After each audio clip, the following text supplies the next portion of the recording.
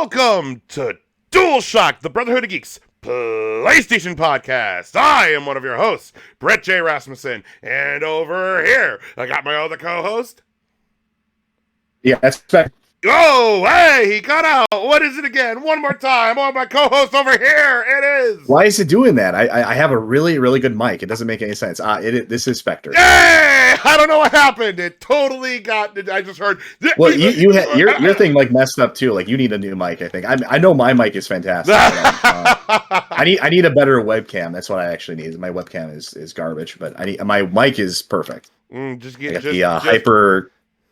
What's it called? Quadcast one. Yeah, it seems like it does a really good job. Oh yeah, so. Like that is. I will say that is like the first time that like your mic went. But anyway, this is episode 64 of Dualshock'd. Before we begin, please, if you haven't already, like, comment, share, subscribe to the channel if you like what we do.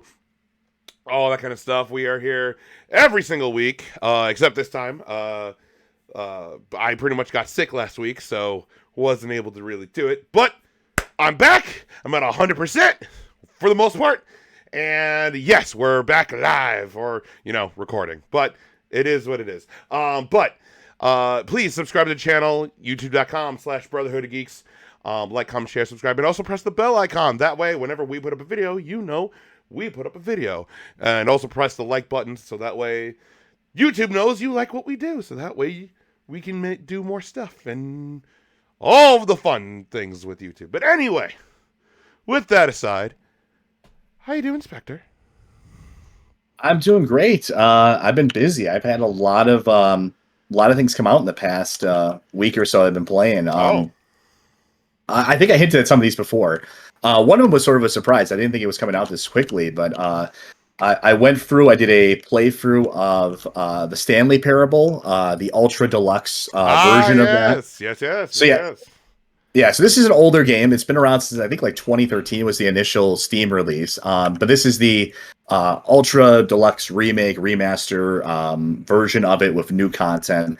Very, very enjoyable game. It's very much a kind of a meta commentary on video games. It's got a lot of humor to it. If you like kind of that, dry British kind of witty humor, it does a really good job of that. Or if you're at all interested in kind of video games and kind of narrative design, it's really, really well done. I enjoyed it. Not a ton in the way of the new content, but I mean, still entertaining. I had a good time with it, and I think this game probably sets the record, I would say, as having one of the, at least if you're doing it legitimately, one of the longest in terms of a time investment achievements you could possibly imagine. Not that it's difficult or that it even takes much time. It just takes a lot of time to actually wait for this achievement to pop.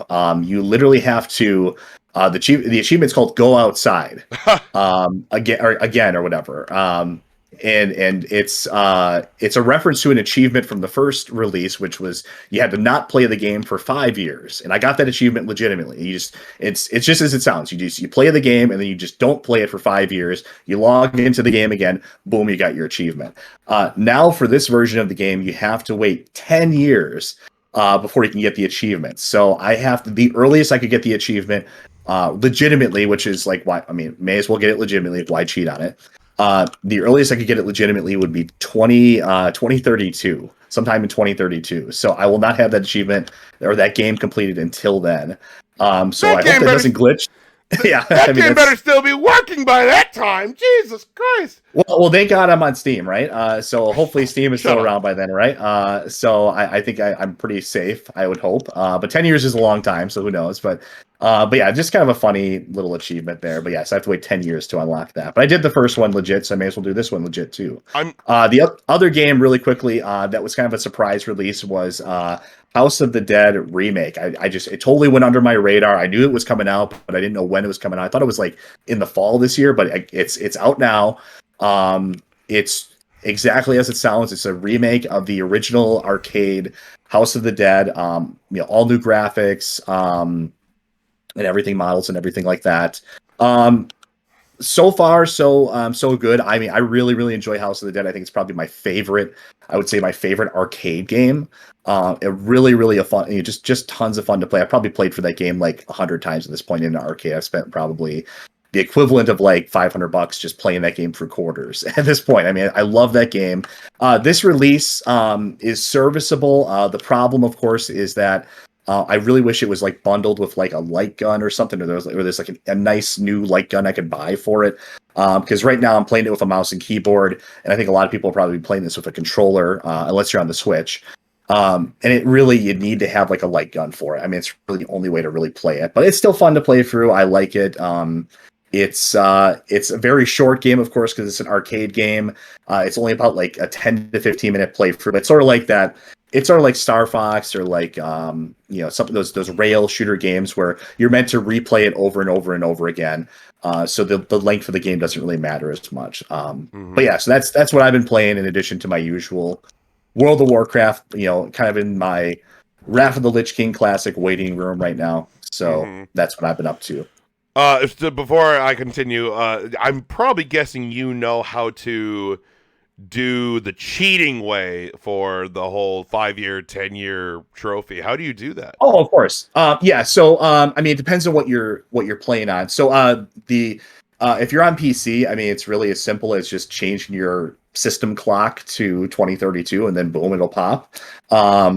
So that's really easy to do. I think you can just basically do the same thing on PlayStation or Xbox as well. Just change your system clock, but it's like, I mean, yeah, you can do that, but like, why? You know what I mean? Like, I mean, everyone's gonna know you cheated. Everything has timestamps on, so I mean, everyone's just gonna know you cheated anyway. So it's just like, why not just wait? It's kind of a funny little achievement. I did like I said, I did the first time around. I did it legit. I didn't play the game for 5 years, and I just picked it back up and played it for 30 seconds, and boom, I got my achievement. So it's like, why not just wait? It's kind of a funny little thing. I actually have a separate Steam folder just for that game now. It says, "Don't play until 2032." Wow. Okay. So it's just fun. Like why cheat? I mean, yeah, technically you can cheat on a cheat. I mean, on Steam, it's really easy. You can just go on Steam Achievement Manager, but it's a scummy thing to do. Like, why bother doing it? You kind of take the fun away. And it's possible to cheat even on with trophies and stuff like that too, to some degree. So it's like why do it? You don't get anything out of it. No one's gonna. You're not going to go to the bar and pick up chicks by saying, hey, I got this many platinum trophies or whatever. I mean, it's just you're not. You should be playing it for its own merit, and let your conscience be satisfied here.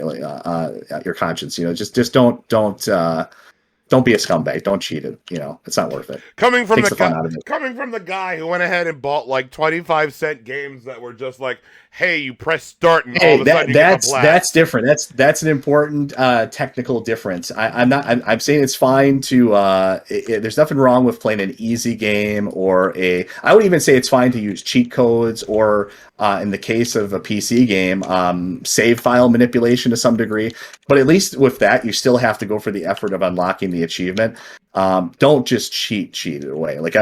For Steam, you can do Steam Achievement Manager and literally just unlock it. Don't do that. That's pathetic. Don't do that. Maybe that sounds arbitrary, but you can cheat, but don't just straight up cheat for the whole thing. I mean, you have to live with it basically. And we'll all be judged someday, I'm sure, based on our achievements, and how we unlock them. So that's totally going to happen, right? Yes. I don't know. I know you would think less of me, right, Brett? You would think less of me if I did that. So.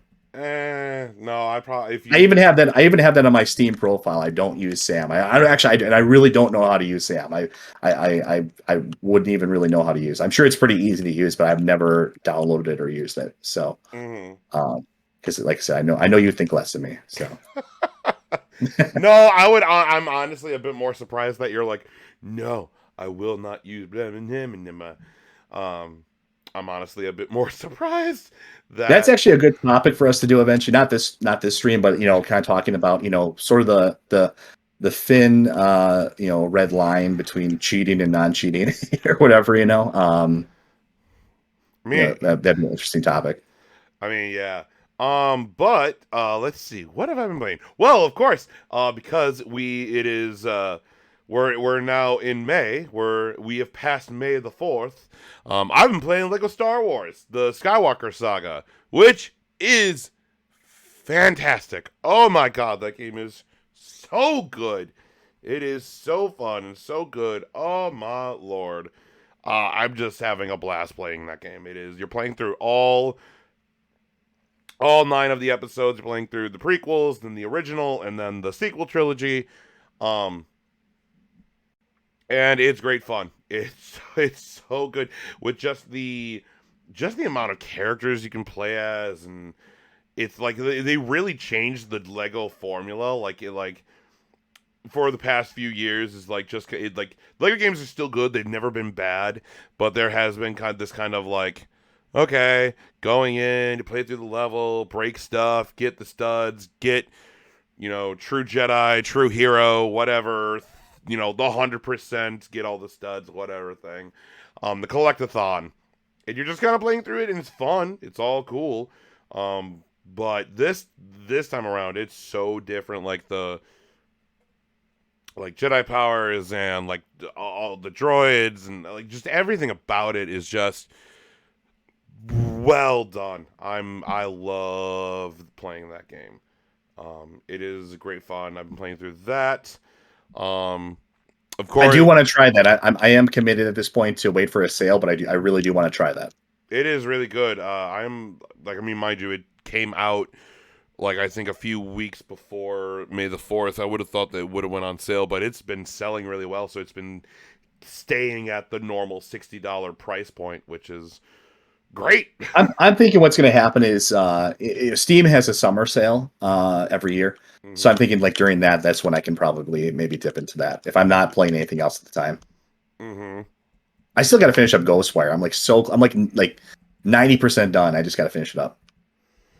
Yeah, no, I get you there. So I've been playing through that, and then also so I've been playing through that. I have been playing Destiny on and off. I'm playing through the Guardian games, um, which is great fun. It's my game that I just kind of just turn off my brain. End of the day. It's your WoW or your World of Warships to you. It's just something that you Mm-hmm. can kind of reliably go back to and always enjoy. You never really quit that game. You just kind of maybe stop playing it or play it more or less sometimes.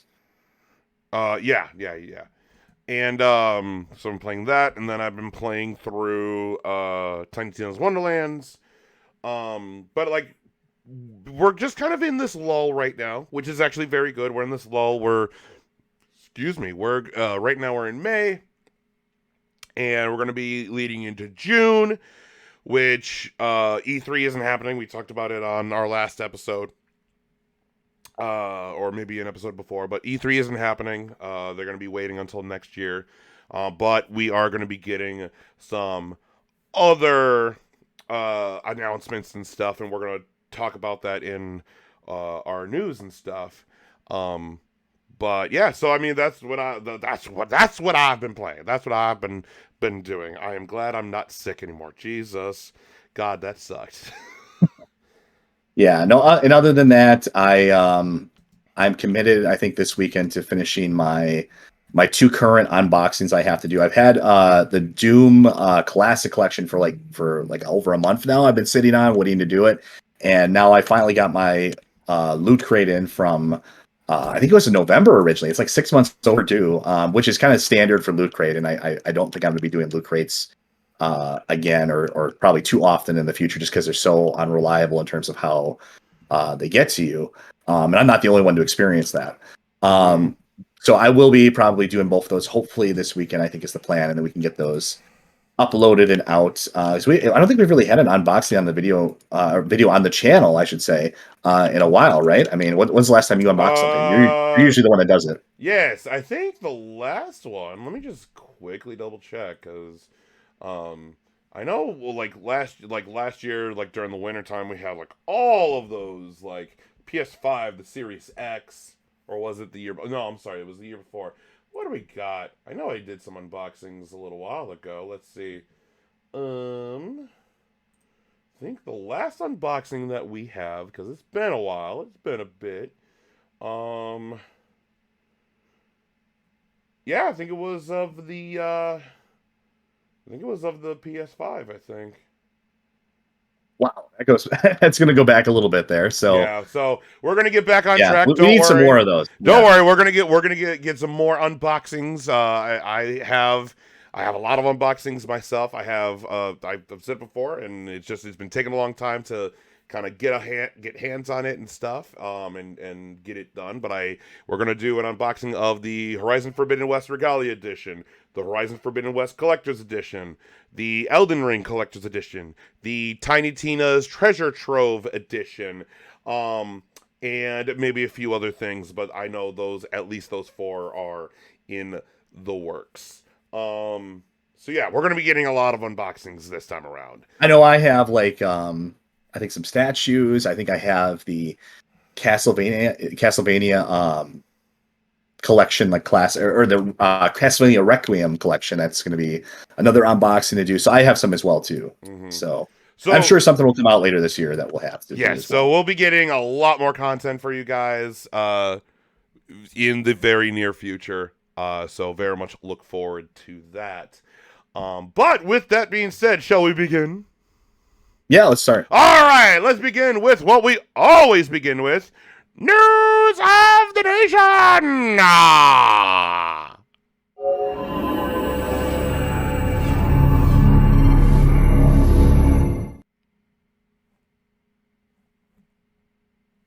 Okay. All right. So let's begin with this. All right. So, new month. It's the month of May. Pretty much we have this month before we go into June, and everything shifts into the new PlayStation Plus, with PlayStation Now, which is just PlayStation Plus with Premium Essential. Da da da. We talk again. If you want more details on what's happening in June with PlayStation Plus, go watch our episode 62. This is Spartacus. Um, I think the short version of that, the too long didn't read version, is I think it's a ripoff and you love it. Right? I am kind of in the middle. And we're gonna talk about a lot more. We got a lot more information about that. But anyway, we do have our free games for May. This is from the PlayStation blog, and of course, if you want to follow along, all the sources are in the description.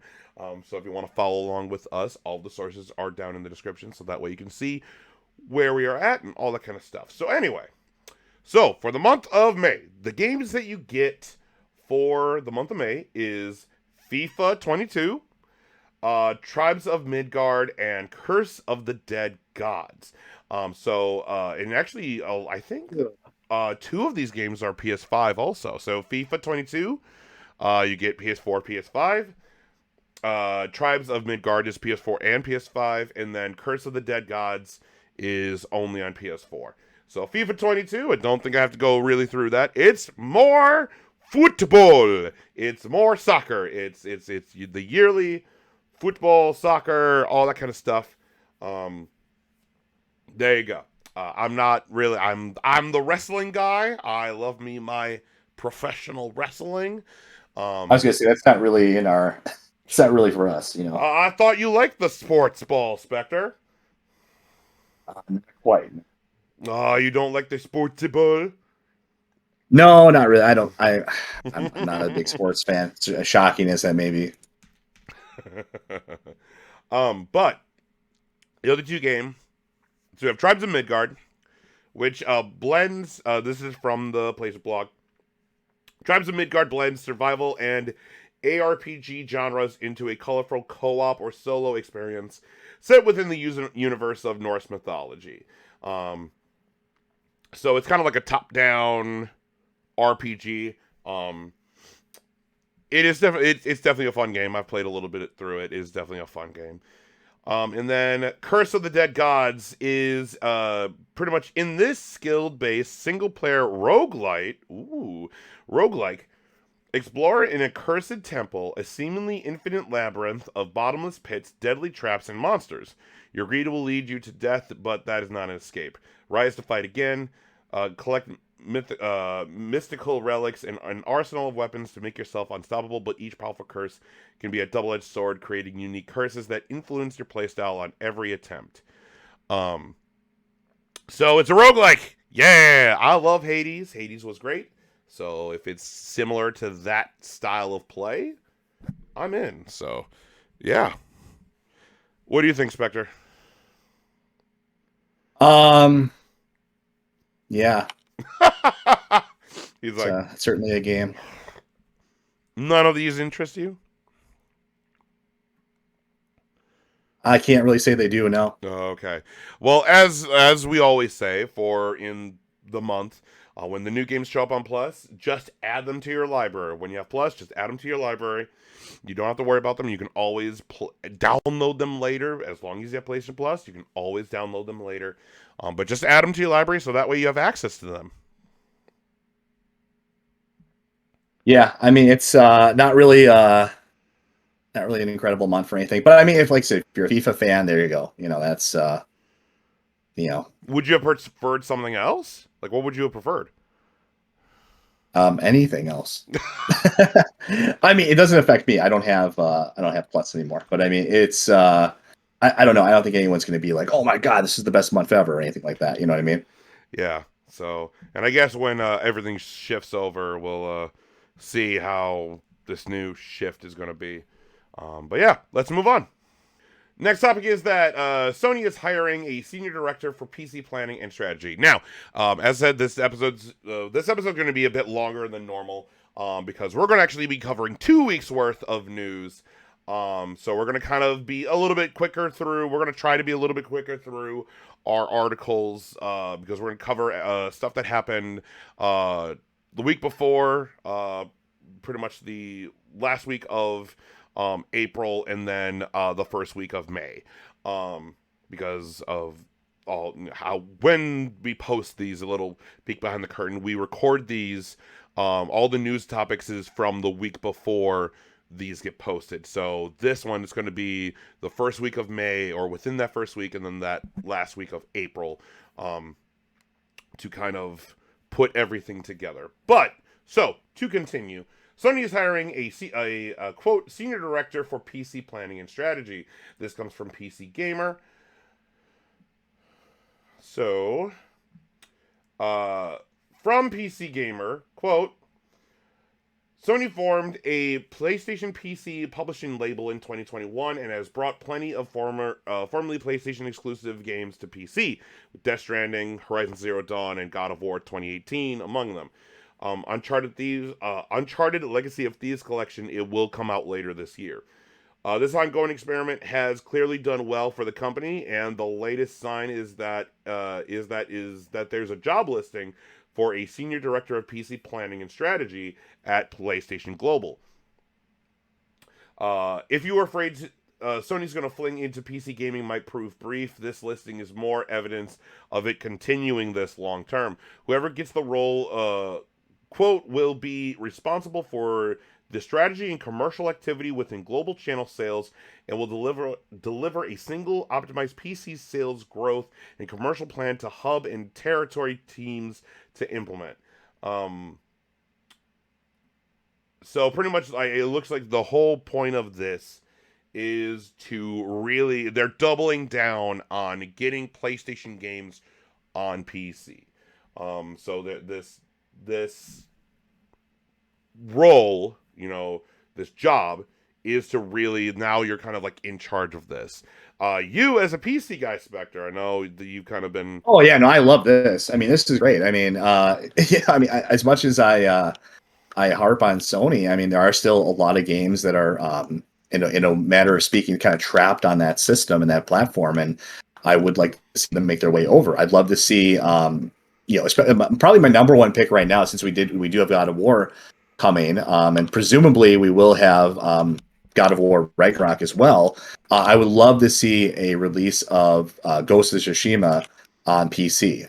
That would be fantastic. I think we will get that eventually. That was actually kind of hinted at with that NVIDIA leak, which turned out to be like partially true. So that might happen eventually. But I'd like to see other stuff too. I'd love to see like Eco Shadow Colossus. I'd love to see Medieval make its way over. There's a lot of things I would really love to see come over to to PC is still at this point. So Hmm. yeah, this is fantastic. I don't know. I think you're at least I mean, you're definitely a Sony fan, but you're kind of a realistic, reasonable one, I would say, to some degree. Like you understand, like None of these this is. games should come to PC. I almost said Oh, well, I take PlayStation. it back then. Like Yeah, none of these yeah. games should come to PC. They should stay on PlayStation. No, But you've never really taken that approach, I don't think. no, I kind of have a middle of the road kind of look at this because I actually like kind of the way PlayStation is going about it. I honestly do agree. I like because we're in a space where like gaming people want to play games with their friends or on multiple platforms, not just PlayStation or Xbox or Nintendo or PC. It's I can play this on my phone and I can play it on my PC and I can play it on my PlayStation. Um that's why, I'm probably guessing kids today have Fortnite downloaded on their phone and computer and whatever video game console they have. Like I can play it whenever, that kind of stuff.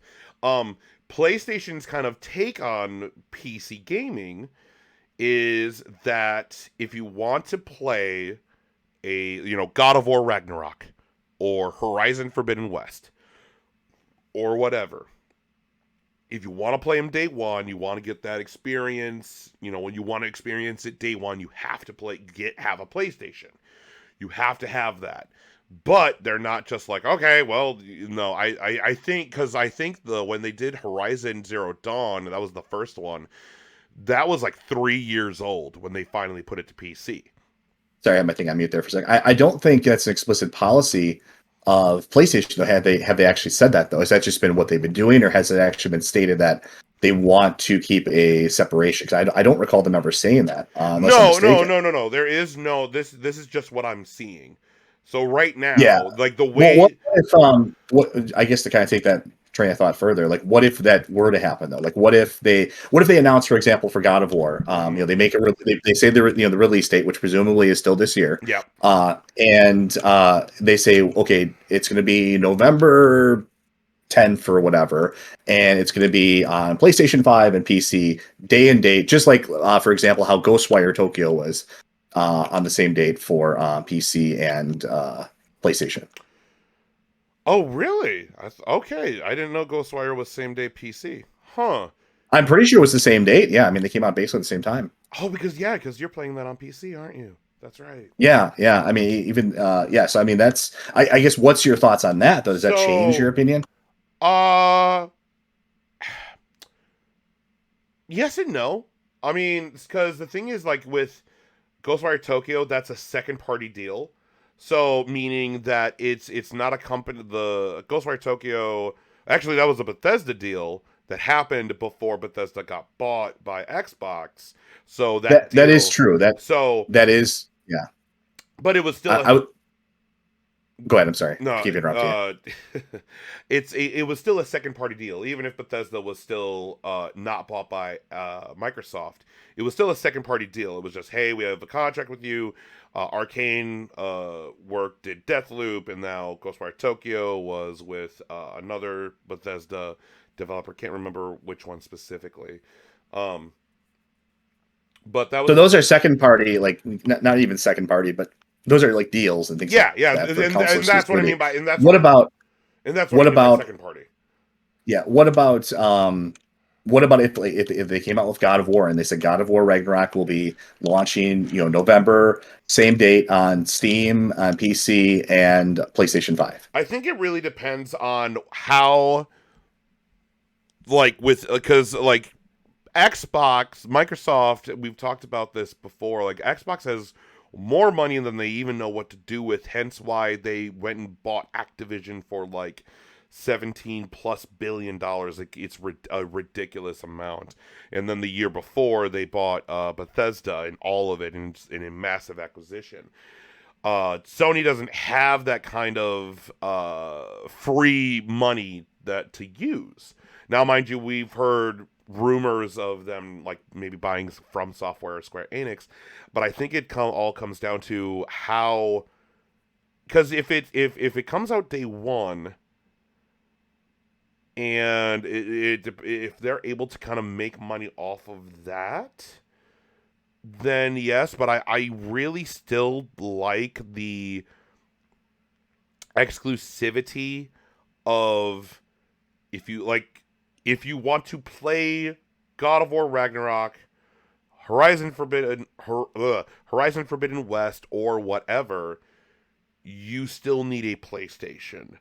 Um, So you do like the exclusivity. So I you're not 100% in the camp of, oh, this is always a good thing, whatever. They Yeah, can just and release like it whenever. and that's in that it kind of falls into line with now. I think it's a little bit different because we Do you talk. think it's bad for, I don't mean to keep like going off on No, a no, tangent. please, no, no, you're You think it's fine. bad for the you think it's bad for the brand, or like what's your logic It there? wouldn't be bad for the brand. It wouldn't be bad for the brand because having PlayStation games day one on PC would definitely be um, good to have, because again, you're the whole premise is getting more people to play PlayStation games. Um, but and I think you even discussed this like when years ago when Microsoft you good? Yeah, no, hang on a second here. No, you're good. You're fine. It's like, oh no. Spectre is losing his mind. Something is behind his door. I'll keep going on with my tangent. With the a PlayStation game coming out day one. What so what you were talking about? I remember you brought this up when years ago when the Play Anywhere initiative of Microsoft first happened. Um, Spectre brought up that he wasn't really a fan of it at first because then it's the whole, why should I have an Xbox? Why should I have a why should I have a video game console when I can play it on PC? Um, and I agreed with that, but then it's like, well, no matter what, Microsoft is making money from that because it's on Windows, and no matter what, you're still purchasing it, so the money still goes to Microsoft regardless if it's on PC or on a console. So that's why I've kind of been a bit more lenient and more like, oh, I understand this now. Um, and that's why, like, for me, when Spectre brought up the whole where kind of my take on this is that I still think like you still want to sell systems, um but if the software the Sony wants more is like you buy a console, like I'm buying a PS5 and I'm getting Horizon or Elden Ring or whatever to go with said system. um and mind you, Elden Ring took all of the momentum out of Horizon because Elden Ring is the most talked about game this year. Like when like near the end of the year, I'm gonna be very like I don't know what game may beat Elden Ring for game of the year right now because it is the game that everyone's talking about. Um, so really, I think the biggest deal about it is where does that money go? If Sony is still able to make a like either all of the sale of it or a good portion of the sale, then maybe I'd be more for it. But for me personally, I still like how Sony's going about it, where it's if you want to play Horizon, you have to have a PlayStation in order to play it. But maybe near the end of this year or in the beginning of next year, like now, like they're closing the gap. Like it used to be like 3 years, now they're like closing the gap to be closer to the release date. I like that kind of thinking than day one. Does that make sense, Spectre, or am I muted and you haven't heard me this entire time? No, no, I've heard you. I've heard you. Yeah, no, that makes sense to me. Yeah, no, it's a touchy issue. You know what I mean? Like, some people really seem to take like offense to it, almost like it's like, they own the brand. And I kind of understand. I mean, maybe even myself, I had that mentality at one point too. Like back when I was more of a Sony fan, like, is this hurting the brand? is this, what's the long-term strategy here? Like, I mean, if there's no reason to buy the system anymore, then you will have some people, I mean, like myself, for example, I mean, that was part of the reason why I don't have a PlayStation anymore. I've moved on from the system because I don't really see any reason to have one. I can play all the games on PC better. So why would I bother have with a PlayStation, which is just a more limited version of a PC, really? Yeah. So I think there is always that potential. I think you're not going to see like a mass exodus of people, but I think it does sort of dilute the brand to some degree. So I think that's where the fear of it comes from. I think that's more of almost I don't think that's really a real thing, though. I don't think that people need to really worry about that. I think that's more of an old school mentality. I think that's more of like Yeah. like an early 90s mentality, like Sega versus Nintendo mentality, like, oh, like this is exclusive, or like even earlier 2000s, like, like or 2000s, like Xbox versus PlayStation back then. Like it was like, oh, like a big name exclusive is dropping, like, oh, Xbox is getting Mass Effect, or oh, this or that or whatever. And I think that's more of an old school mentality. I think exclusives matter to some degree, but I think it's very different nowadays. Well, I don't think it's like, I don't think it's the same anymore. I don't think it has the same impact. Well, with I think the thing is like PC has kind of become the universal platform for video games, as in like people want almost every video game on PC, and I think it's because of like when you get a console, it's you're buying the most up to date console. The PS5 is ridiculously super powered, and so is the Series X. But after there will come a point where like there'll need to be a mid generation upgrade to the system in order to kind of stay on point, because PC tech is always like just ridiculously fast, like 8K and 16K and 200 frames per second and all of the other I say crap, but like all of the just cutting bleeding edge of tech that PC is, that people want that like to play on PC because of the high frame rate or because of the higher fidelity or whatever it would be. But exclusives still need to matter, because if you get rid of exclusives, there's no competition. That's why the Xbox buying Activision and Bethesda is a massive deal. Starfield is going to be an exclusive. That's a big deal. Starfield is another highly anticipated game this year, and now Microsoft's like, well, you better have an Xbox. You better have an Xbox or PC if you want to play it. Which, if you don't have an Xbox, people are going to play it on PC, which then flows money into Microsoft's pocket. So that's what I mean. Like PlayStation isn't putting like the whole Game Pass thing. They're not putting their exclusive games on Plus day one, because that's money lost. They know that a $60 Horizon Forbidden West will sell itself because of the quality of the game. So I think it's just to kind of close off this point is, as long as the money revenue is going towards Sony, or like, and I'm not just like a piece of it, because you have to cut it all down into digital rights and to Steam and to whoever. As long as a massive portion of it goes to Sony, I can be a bit more lenient on it, but I still kind of have a more of a mentality of have it on PlayStation. If you want to play it, you got to have a PlayStation, and then you can put it later, 6 months to a year on PC.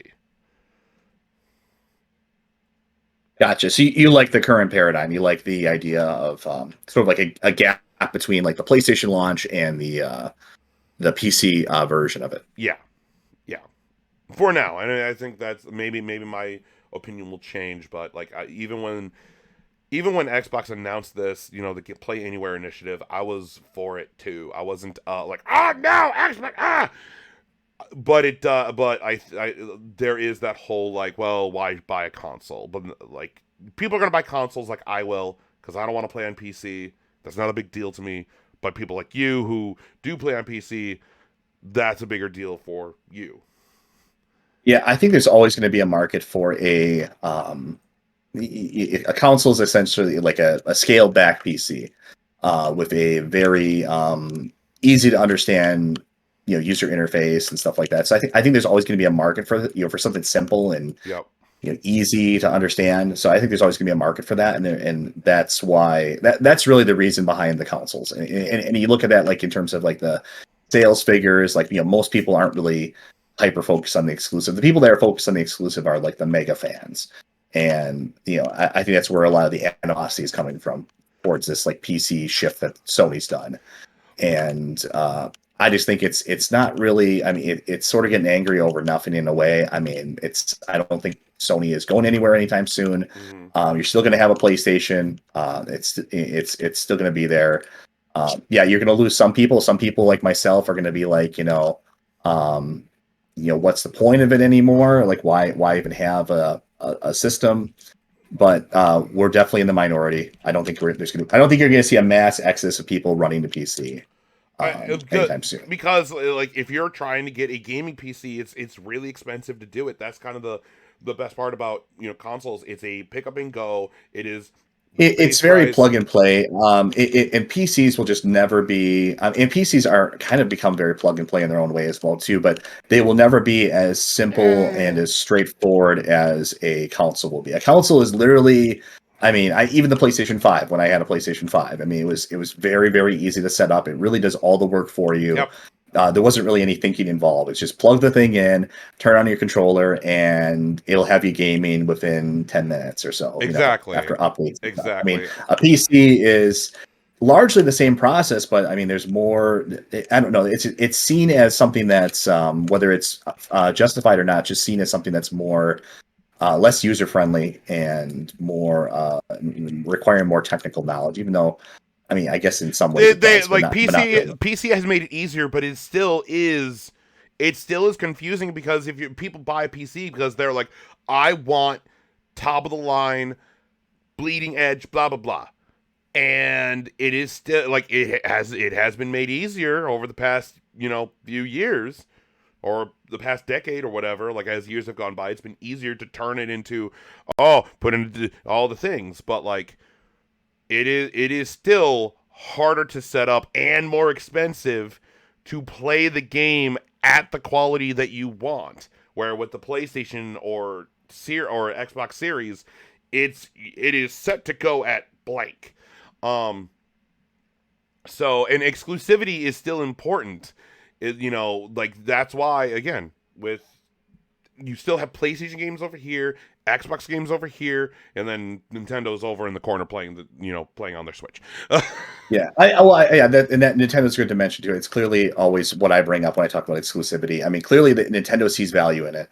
Otherwise they would have. I mean, they have branched out to mobile more so, but they're clearly not publishing they're not publishing Mario on like Steam, for example. And I think that would be seen as a major, if that were to ever happen, that would be seen as a major shift in strategy for them.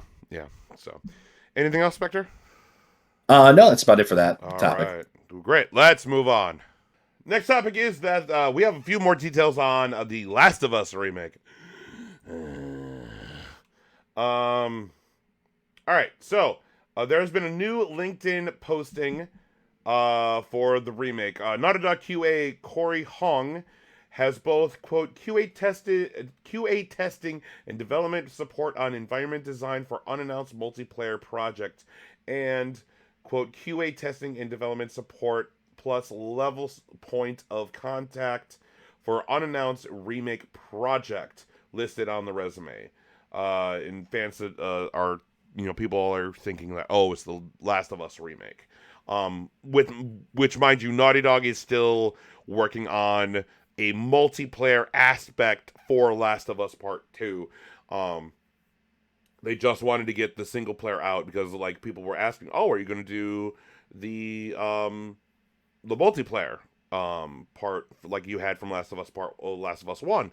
And they were like, yes, but it's going to be separate from the Last of Us Part 2. So yeah, so you got that, and I believe, let me just make sure. Yeah, and then so you have this. As I've said before, I'm not a fan of them remaking Last of Us Part 1. If it's just And we talked about it before a little bit too. Like, I mean, exactly, yeah. it's just, I mean, it feels like it already was re-released. I mean, not all that long ago. It just seems like it's just a cash in. Yeah, That's what it feels like, at least. I don't know like as long as it really just if it's just like if it's a smoother play, they're using they want to update it to the Decima engine or like whatever, fine. But that game was a defining game of that generation. Just like God of War 2018 is a defining game of the PS4 generation. Um, Last of Us 1 was a defining game of the PS3. Um, so I'm very, very cautious about this remake of Last of Us. If Naughty Dog wants to do a remake, I would rather see a remake of Uncharted 1. But that's me. Or a remake of Jak and Daxter. That I would be in for. Because Naughty Dog still owns Jak and Daxter. That I would be in for. Yeah, that'd be nice. All right. Anything else, Spectre? Not on that. No, we kind of already explored the topic a Yeah, little bit before too. So then let's move on. Next topic is that PlayStation is requiring developers to make 2-hour game demos for their games. Okay, so let me pull this up. This is from GameDeveloper.com. So pretty much, timed game trials are now a requirement for some PlayStation developers. From the article, quote, Sony has begun communicating with developers about its plans for timed game trials for PlayStation Plus Premium subscribers. According to sources speaking to Game Developer, developers working on games that have a wholesome cost of $34 or higher are now required to create time-limited game trials to their games. But there has been an update. This number was previously referred to as retail pricing. It has been updated to reflect that it refers to wholesale pricing. And these trials, game trials, the trial versions must be 2 hours long. Games that cost lower than those amounts are not required to create limited time trials, according to the new policy. The plan follows Sony's announcement for expanded the new Plus subscription that's happening in June. Many developers were informed about new policy via an update in Sony's developer portal. GameDeveloper.com sources indicated that they had not received any communication about this change. Good news is that these requirements are not retroactive and do not apply to upcoming VR titles. The less great news is that if you're a developer planning to release the game on the PlayStation Store in the future, you now have to budget time and resources to do these trials. There's some flexibility in the policy. Developers have up to 3 months after the game's launch on the store to release the time trial. Trials are also only required to be available to premium users for at least 12 months.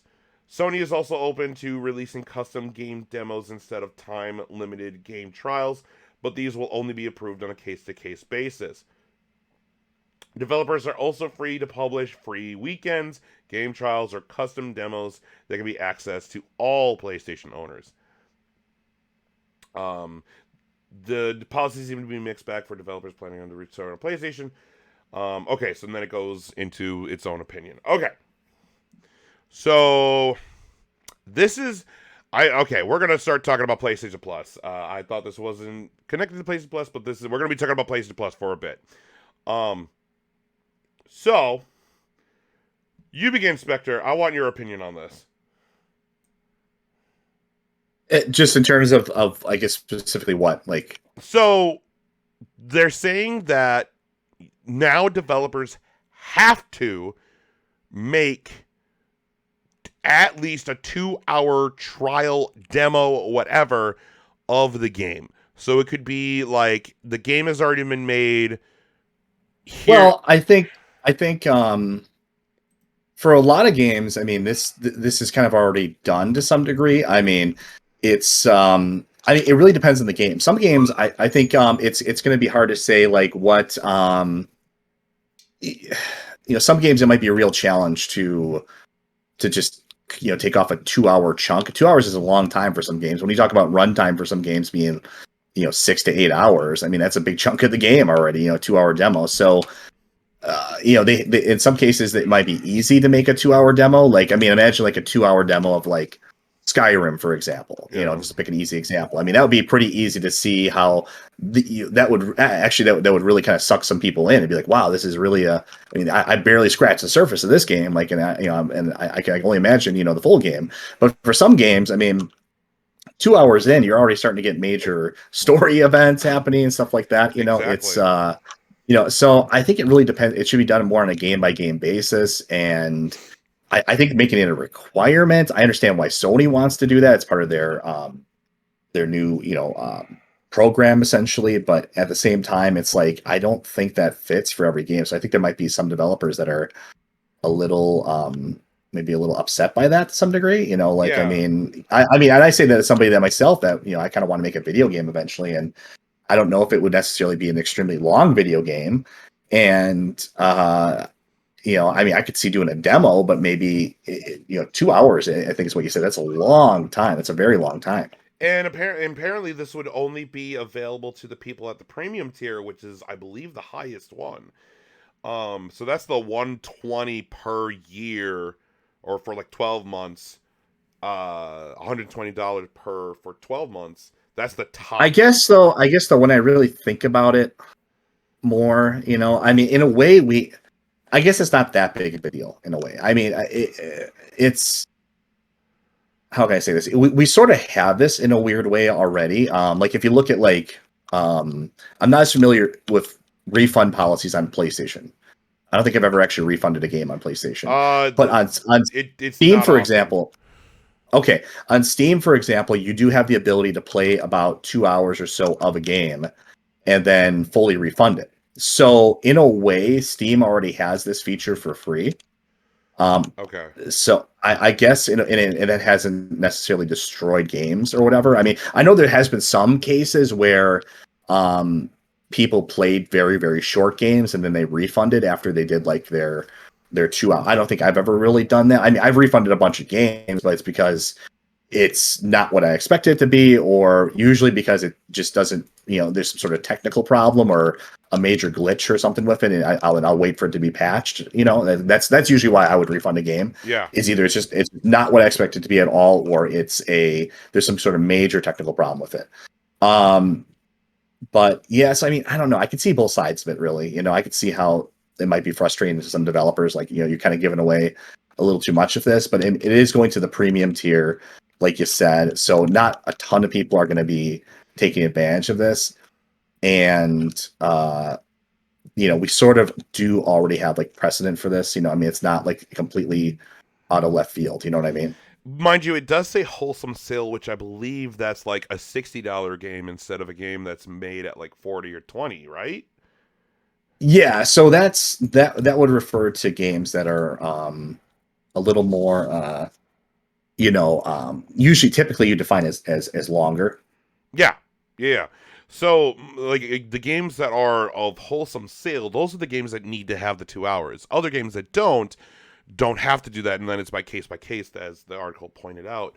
But if the point of it, like, I like hearing what Steam does, that's actually, like, because this is PlayStation's way of mitigating the whole, because I think Cyberpunk was one of the outliers where they returned, people returned their digital, like, people got refunded of Cyberpunk. Oh yeah, I mean, I returned my beyond just the refund thing. I returned my physical version of Cyberpunk. I had the collector's edition. I returned. Yeah. That was a good example of a kind of a mass consumer backlash to a product that resulted in basically like almost like a recall. So with like, I see that like the two, it's if you get the premium, you have access to demos and then but if the whole point is to, hey, buy this game, so you need to put it behind the paywall of the $120 per year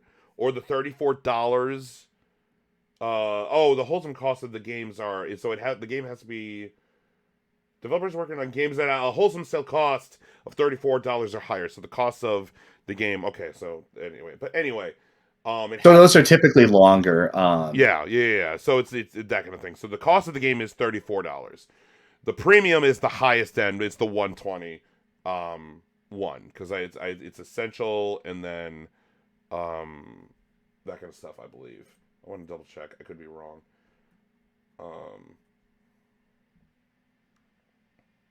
Yeah, it's extra then premium. Yep, that was it.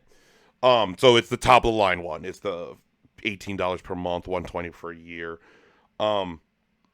Yeah, why are you putting this kind of thing? I don't like it that it's behind the paywall. I understand they're trying to make you be like, hey, you want the premium, but this isn't something that I would. But like a 2-hour demo, look, this should just be part of their policy already. Like I said, I'm not as familiar with PlayStation's refund policies, but I mean, this should just be part of the system already. The ability just to refund a game if you don't like it. Well, I think the whole thing is like they're doing a demo so that way. Because they already don't do the refund thing. So they're doing, hey, here's a demo. Play the demo if you want to play this. And mind you, and it makes it even worse. There have been demos of games on the PS4 for like forever. Like almost every game has had a demo of some kind on the PS4. You can download them for free.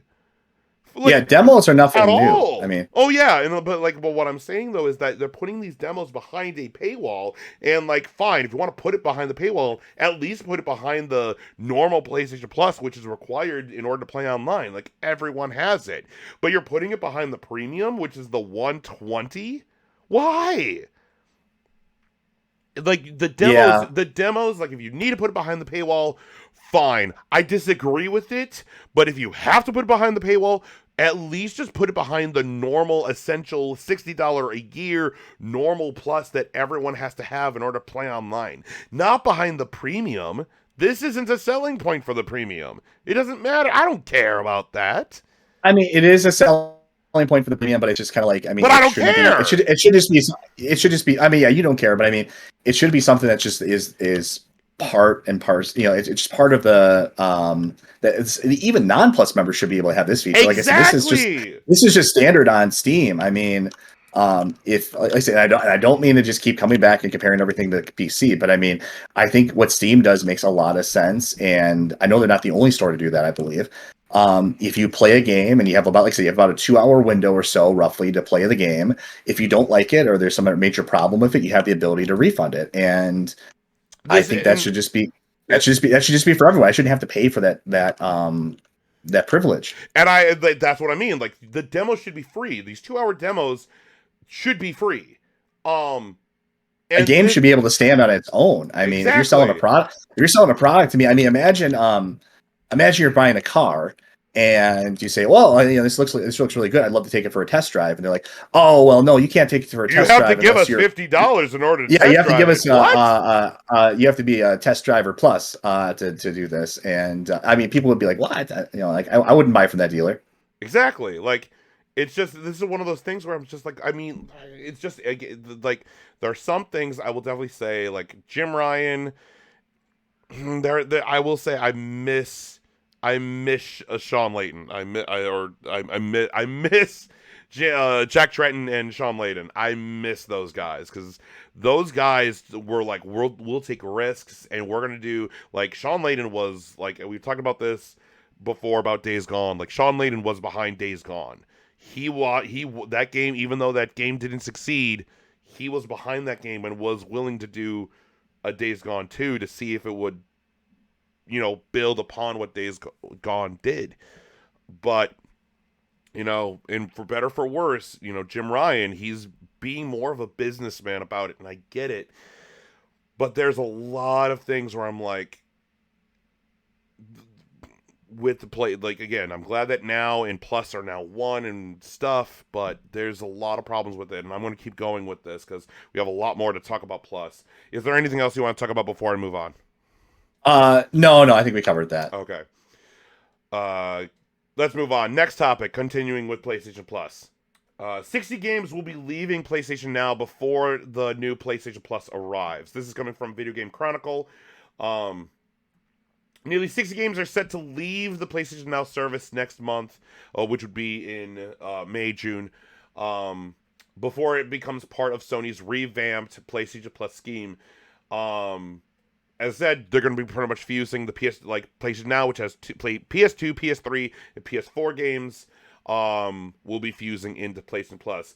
But a Reddit user named Cobra underscore Byte has noted that a number of games currently available on PlayStation Now either currently show expiration dates in May or are sporadically showing them on and off. So pretty much these games have either already left now or are leaving this month in May. So unless they're renewed, at least 56 games currently on Now will not be available on the revamped PlayStation Plus. The full list is on the Reddit, and I have that link in the description with it. But the highlights from it would be Akiba's Beat and Akiba's Trip, Castlevania Lord of Shadow, Catherine, Metal Gear Rising, Metal Gear Solid 4, Metal Gear Solid 5 and Ground Zero, Silent Hill HD Collection, Sonic Forces, Sonic Generations, Sonic Mania, Sonic Unleashed, Team Sonic Racing, Valkyria Chronicles Remastered, Virtual Fighter 5, and Yakuza 4 and 5. So That's a lot. I yeah, mean, and those are just like the highlights. Those are just the highlights. Those aren't like, there's way more to it coming out, but it is a lot. It's like, Jesus. Like, let's see, just I pulled up the list. I'm just gonna kind of name a few. NBA 2K18, Destroy All Humans, let's see, WWE 2K19. Wow, 19, because like WWE 2K20 is terrible. 19 up until 22, which is the current one. 19 was the WWE game everyone played before the current one, which is 22. Let's see.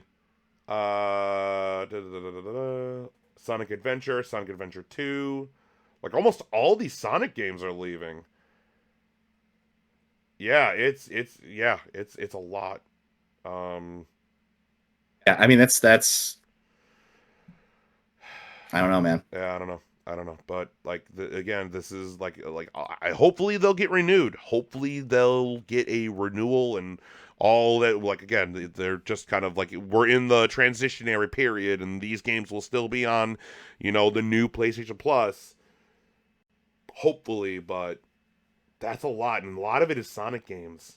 Like, I love Generations. I love Sonic Unleashed. I know a lot of people don't like Unleashed. I personally love it. I don't think I asked you this before when we were talking about it. What for you personally? I mean, obviously I don't have Plus, but Mm-hmm. which tier? I mean, you're at regular Plus now, right? So which Yep. tier are you going to do? I I'm probably going to get the premium.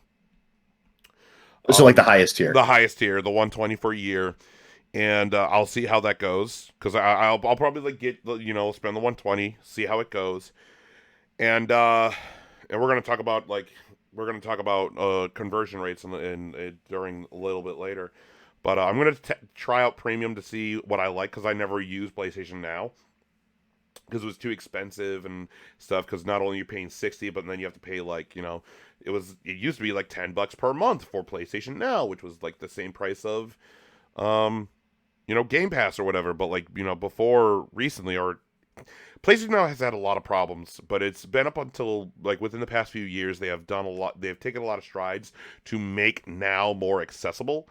Like PS4 games, you can download them to your system, like how Game Pass works. You download them to your system and then you can play them. As long as you have Now, you have access to them instead of streaming them. It's the PS3 games that you have to stream because of how Gaikai worked. They bought Gaikai and they used that to do it for PS3, and that's just the way it is, I guess. On PS2, I'm not entirely sure. It's probably streaming and downloading. That one, I'm not entirely sure. But I know for PS4 games, you could download them. You don't have to stream them. You just download them, and then you got it. Where streaming games, and we saw this with the Stadia, streaming video games sucks. I just wish, like, I mean, I don't know. It's just it'd be so easy for them to just. I mean, they could win a lot of goodwill just by, um, putting some simple emulation software on the system. Even for PlayStation 3, I mean, it is possible. Even if it's not all games, they could work on, kind of like what Xbox has been doing. Really, I mean, Xbox I think has done a really good job in this Yeah. regard of backwards compatibility. I still don't understand that for them, and it's not like. It's not like you can't have your cake and eat it too here. I mean, Xbox still has a lot of games available on their Game Pass and stuff like Mm-hmm. that Yep. they sell to you, but they also still allow backwards compatibility. So they're not really worried about cannibalizing their own sales. It's just a nice feature for that people can enjoy. You know what I mean? It's like Yeah. But I you know, think, but, I but I think this all comes back to, Phil Spencer. Phil Spencer saved Xbox. Phil Spencer saved that brand. The Xbox One, like Microsoft, and like when they announced the Xbox One, they nuked that system. Meaning, like when they announced, like we've oh talked yeah, about I this mean before, we've gone over that many times. It was the biggest but PR like it disaster was of terrible. video Like game history, or they one of them. they nuked that system. They nuked that brand. If it wasn't for Phil Spencer and all of him going backwards compatible to the 360, backwards compatible to the original Xbox, uh, then Game Pass, which the Play Anywhere initiative we've talked about before. Now Game Pass, and now they're going like you can get Game Pass for like $1, or like if you're a new subscriber, like all these ways of getting people into Game Pass and live and all that stuff. Xbox is taking this whole they're going for subscription services. That's kind of their monetary model that they're going after. Is like we want people to have a subscription to Game Pass and to Game Pass Ultimate and so on and so on. And fine, we'll just lose money on this. That's fine, but we need them here for that. We'll make it backwards compatible. Like they're doing a lot of like customer first objectives, which in the long run is going to help them. Maybe right now they're going to take some losses on it. Um, and I don't know the sales. For all I know, they could be making hand over fist on cash when it comes to that. But I do like, but there it like the having it backwards compatible, the Xbox One being backwards compatible was such a win for the Xbox One. That was a massive win for that. The Play Anywhere initiative is a massive win for people like you who want to play Xbox games like Gears, like Halo, but they can't. But now you can because it's now both on PC and on Xbox, and it's day one. That's a big selling point. Now it's like Game Pass. You can play whatever you want. It's Netflix of video games, and you get the most the most hyped games, the most exciting games like Halo Infinite day one. Um, and then there's pros and cons to doing that because we have found that like there have been reports or people have said that some people are not a fan of Game Pass or whatever because people will play play Halo Infinite, like people it's the Netflix kind of thing. People will play watch a TV show for an episode or watch a movie and then not finish it. It's the little bite-sized pieces. You're not, these video games are big, but people will play Halo Infinite for maybe 3-4 hours and then move on to the next game. Sorry, I was on with you again. I think we're getting off on a tangent a little bit, but I understand I think, that, but but that's what I mean with like Game Pass. We're looking at this in a different way. It's just yeah, for me, I think, I mean, I don't know. Just looking at it from an outsider, if I were forced to pick a console, I would probably pick an Xbox just based on what it provides like in terms of. really like PlayStation still has advantage because of their exclusives, because of the quality of those. Well, not really. I mean, because it's like I said, if you take PC out of the equation, it's Xbox still has exclusives too. It has console exclusives. I'm aware. So I mean, Like and like we're gonna talk about this in a bit, but like Xbox, there has been a lot of good things that Xbox has done within the past few years that does And I'm glad that they are. This is not me going like, PlayStation fanboy. No, this is good. This is good that Xbox is like really gaining steam, but PlayStation then needs to play hardball against them too. And right now, it's a bit rough with all this stuff happening. And we can probably continue discussion. Let's move on to the next topic, and we can continue this discussion because I have a bit more stuff to talk about. Plus, next topic is that those on PlayStation Plus and those on PlayStation Now and Plus will be upgraded to PlayStation Premium, whichever is the longest. And then to also go on top with that, so I'll bring this up, and then there has been another piece that has been added to this. So this was on April 28th when this comes from IGN. PlayStation users who currently have both Now and Plus will be getting upgraded to the PlayStation Plus Premium tier when it launches in June.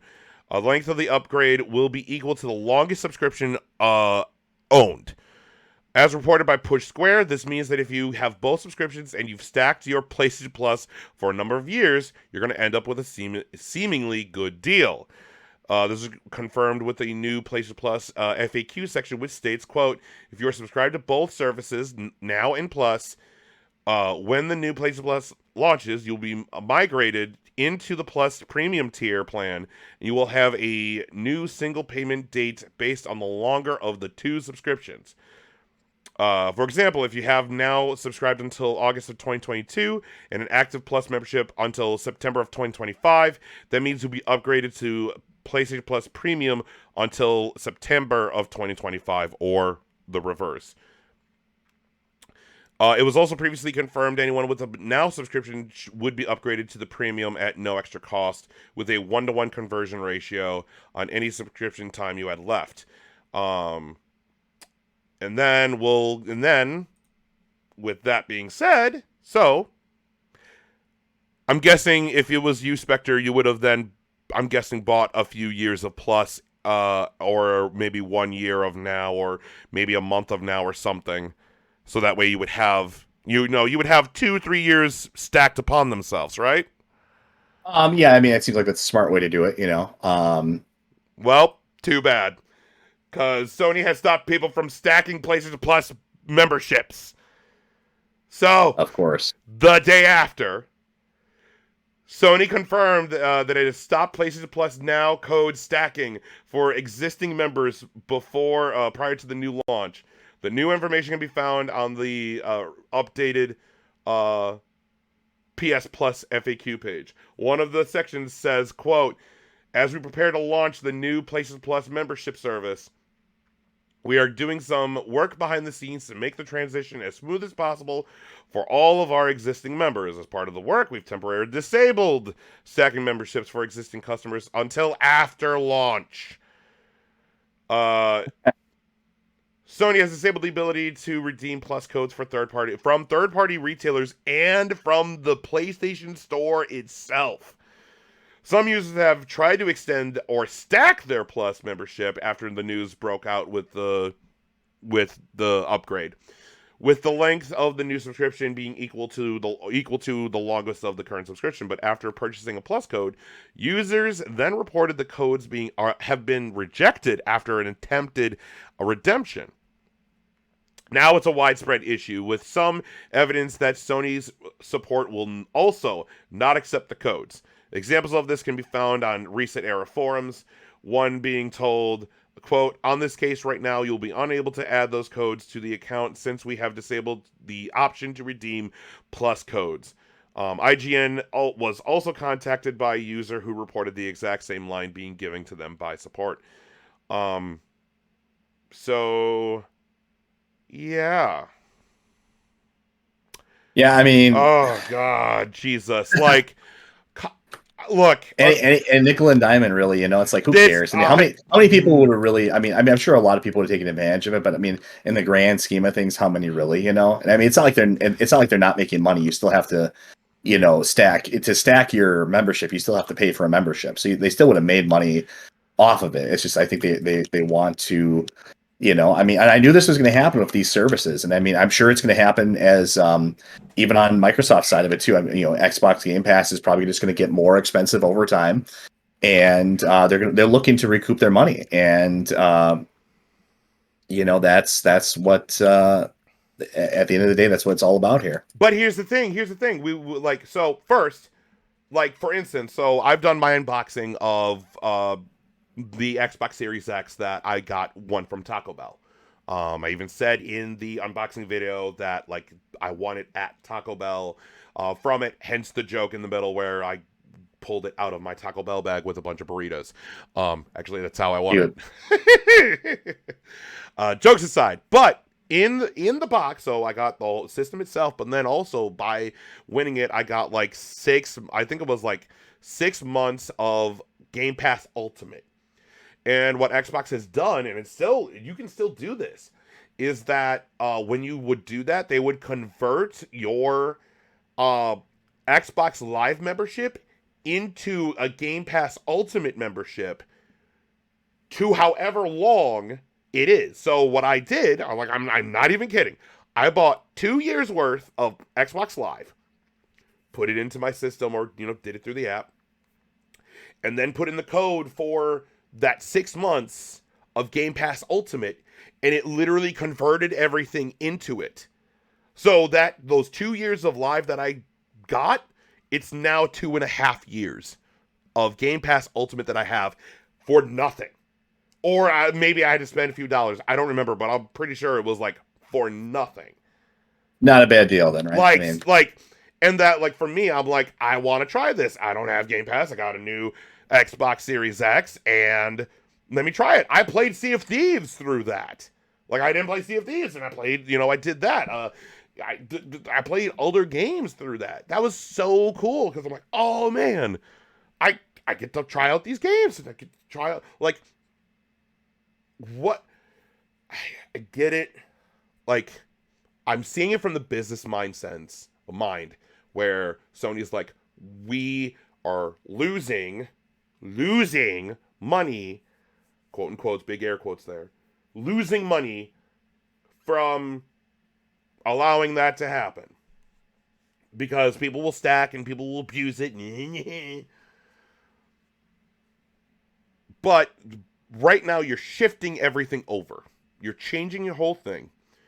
There have been people who have had PlayStation Plus and PlayStation Now. Like, my brother has both, and he loves them, and he's going to get the premium service regardless. Someone like me, who's like, I have normal PlayStation Plus, and I was honestly thinking about, I was like, oh wow, hey, I didn't know about that. I was about to do that, but then, that happened. I really think like the optimal way to do it, unless you can, because they're clearly looking, whatever little, not even like a scam, but whatever like little advantage you can make for yourself, they're clearly looking to get rid of that. I think the optimal way to really do this new system they have is to just be a regular Plus subscriber, like the normal tier, essentially, like it was before, which is the same cost, at least for now. Yep. And then as needed, go on to the premium thing, like, and then just cancel. You see what I'm saying? Like, kind of upgrade and downgrade as needed. I think it would be the kind of the optimal way to do it. Just to for like certain games or stuff like that, or whatever. That's kind of the optimal way to do it. You're saving more money, I think, that way. What do you mean? I'm not following you. Like, I mean, I think everyone should start off by default, like in terms of what you're looking to go for. Like, just start off by default. Like, well, maybe you want to try premium, so maybe you can start premium by default. But maybe just only do it for like a month or two, and then see about deciding if you really want to go all the way with that, or if you just want to stay at like regular Plus. Or go ahead. Well, what they're doing is that, like, the people who have Now and Plus, like my brother, you automatically get the premium. So the thing is, yeah, I understand that. I'm just saying, like, for normal people that don't have Plus or anything right now, just that's probably the best way to do it. Just stay off your regular Plus and then kind of try out premium, in like a short burst, and see if it's something that's worth it for you. I just like it. This tiered system is, I have a lot of problems with this, and yeah, and I have even more problems with it with the next. Do you have anything else? I'm gonna move on to the last. No, that's fine. We can move on. I'm gonna move on to the last piece of Plus news that I have, because all these shenanigans is nuts. So I'm gonna move on to this, and then we can kind of wrap it up in a big old ball, best we can. But let's move on to the next part of all this PlayStation Plus shenanigans. Next topic is the conversion rate of PlayStation Plus. So we talk about how they have now stopped people stacking. They now have stopped, you can't, people who had PlayStation Plus for like 2 years and maybe got a year of now, because of whatever, because that's what I was thinking of doing. Now you can't do that.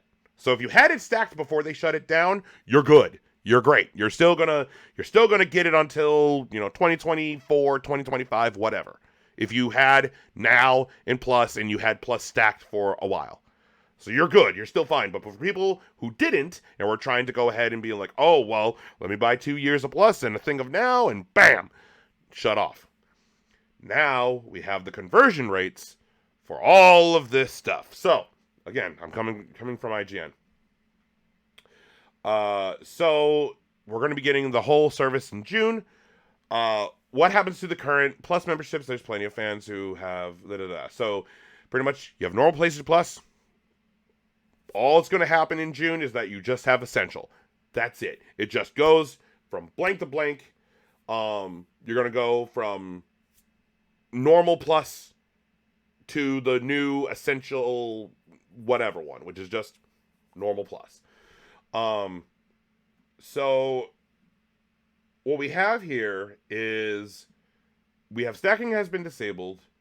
Let's see. Okay.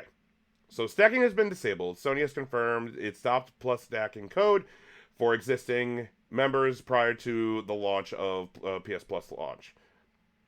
If you purchase a code and haven't been able to activate it, you'll need to wait until the membership expires or when the new Plus launches. Oh, what the? Oh, no, wait, you have to wait until it expires. Okay, so you have to wait until it expires. Okay. Oh, my brain tricked me for a quick second. I'm like, wait a minute. If your stuff expires in May, are you telling me no? So you have to wait until it expires. If it expires, now you can buy a new code. But it's when it expires. Okay. So we're okay. Woo. If you want to redeem the voucher, then whenever you let your Plus expire or are a premium or extra member, Sony has provided new information for converting these codes, which will be based on the quote monetary value of the voucher you're redeeming. For example, if you become a PlayStation Plus member but you want to redeem a code for 12 months of standard PlayStation Plus, this will therefore be converted to about 6 months instead. Bam. Okay. So as you can see on screen, so there's going to be a conversion rate to this. So if you want to get a 1 month PlayStation Plus voucher, if you're not a subscriber, it will be converted into the normal 30, the month of Plus. If it's for normal essential, it'll be still a month of Plus. If you go for extra, it'll be converted to 20 days of extra, which is you don't get the PS3 or the PS2 or any of that. It's just PS4 and that's it. Premium, you get 17 days. That's a little over half of the month if you convert it into premium. So $10, it's like $10 per month for normal Plus. So if you're already a premium member and you get a month of normal Plus, it will convert to 17 days. So 17 days will be added to your current premium membership. If you get a 3-month voucher of PlayStation Plus, so if you don't have PlayStation Plus, it'll still be the 3 months, the 92 days. If you are still essential, the normal PlayStation Plus, it still is 92 days. So it still is 1-to-1 ratio of that. Extra, which is the PS4, you get the PS4 backwards compatibility, all that kind of stuff. You get 58 days, so that's like not even 2 months. And then for premium, it's like a month and a half. And like 3 months of Plus is like, I believe it's like $25. So $25, you are only getting a month and a half. Well, I'll say if you don't want to deal with any of this confusing nonsense, you can just get a PC and not have to worry about it. I mean, this is like, I feel like I need to take notes on this. It's like, well, that's why I have it on screen. So, and I'm okay. So, and then I'm going to do the plus. So, the 12-month plus voucher. So again, that's the year. If you don't have PlayStation Plus, you get the year of Plus. If you're an Essential, which is just the normal one, you still get a year. If you are an extra member, if you are at the extra tier, and you want to add a year to that, it'll convert to 219 days of Plus. That's like what? Maybe 10 months? Maybe like 10, like that kind of thing. 3, 6, 9, 12, 15, 18, 20. Yeah, about 7 months. Something like that, yeah. Yeah, it's like 7 months, or a little over 7 months. And then premium is 3, 6, 9, 12, 15, 6 months. 6 months. You're spending $60 to only add 6 months of your premium tier to that. It's not another whatever. And it's pretty much the same thing with if you get PlayStation Now vouchers. It's, if you get a month of... Actually, it's even worse. It's even worse with Now. If you get a Now voucher for a month, it converts to 21 days. Not even a month. It's just 21 days. Essential goes to 40. So, great. Extra, you get 25 days. In Premium, you get 21 days added to... And those are just added to your current tier. It's just you stay at the tier and they just get added on. Like, again. Yeah, it seems like a kind of a screw job. It's like, they're really, really worried about. I know, like, it was different. It was way different with Xbox. You were just giving that example of like you can really game the system to your advantage with like the Game Pass Ultimate and everything. It really seems like they're trying to save every nickel and penny here for this new PlayStation Plus premium stuff. Yeah, I truly don't know what the hell is happening. Just to even, like, it tells you how you can upgrade. Well, maybe we should just move on. I think it's a frustrating mess, and I think it's kind of a screw job. Just ending thoughts with this, and then we can move on. It's just with this whole rollout of PlayStation Now, great idea. It's a great idea, and like I've been wanting this to happen for a while, but the execution of the rollout is terrible. It is terrible.